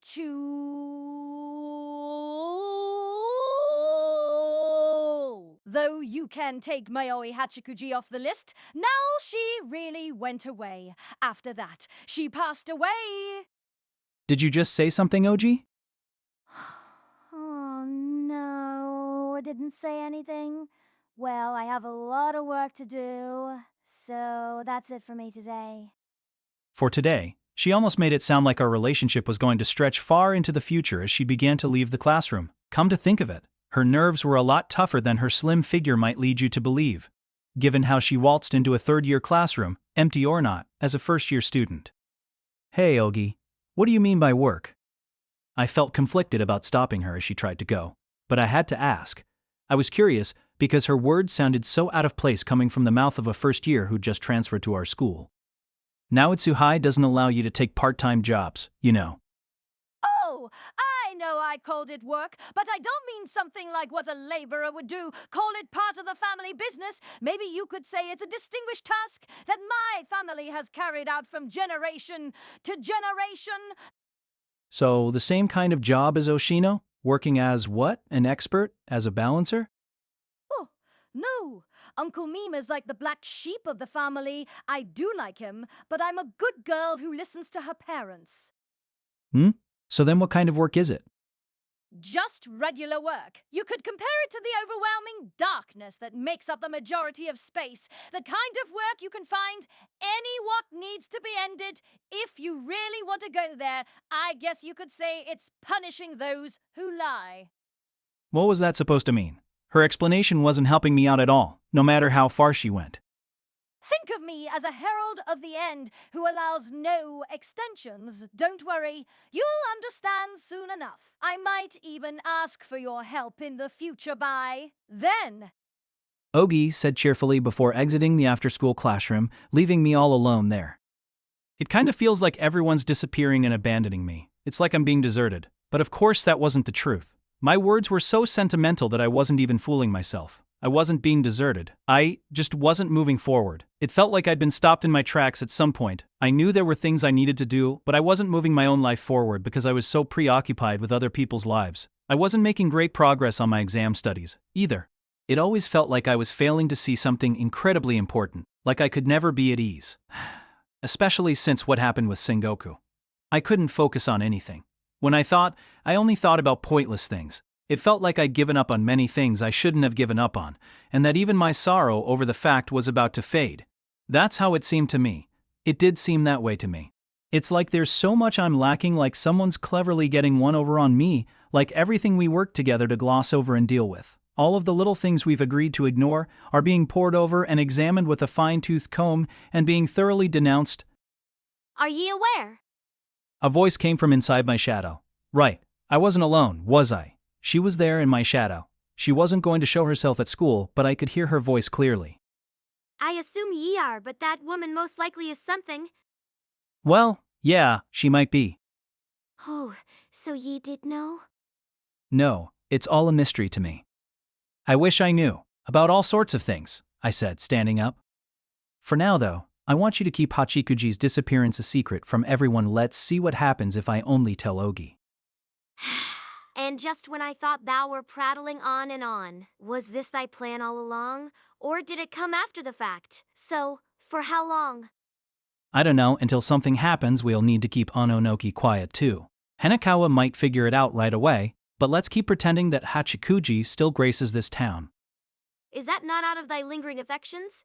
Perhaps ye simply do not wish to admit that the girl has disappeared. Art thou certain this is not a wish to pretend that she continues to exist, the way one might count the age of a dead child? I didn't say anything, so Shinobu continued. Tell those kinds of lies and the darkness will swallow thee right up. I snickered. Nah. Okay, there was no reason for me to be sitting in the classroom forever. I needed to go back home already and study for my entrance exams. I had a laundry list of things to do, but that was at the top for now. I wore my shoes and headed home. I headed back home, my way home along which I would no longer be meeting anyone. Oh right, I thought. Right, I never said that word to Hachikuji that day 4 months ago. What an idiot I was to notice only now. It might be too late, but that wasn't a good reason. I needed to settle it in my heart. I conjured the image of a young pigtailed girl wearing a backpack, of that ever-energetic girl of my little friend, that I could still recall as if she were right there and spoke the word. Goodbye. Mayoe Hachikuji. I was fortunate to have encountered you.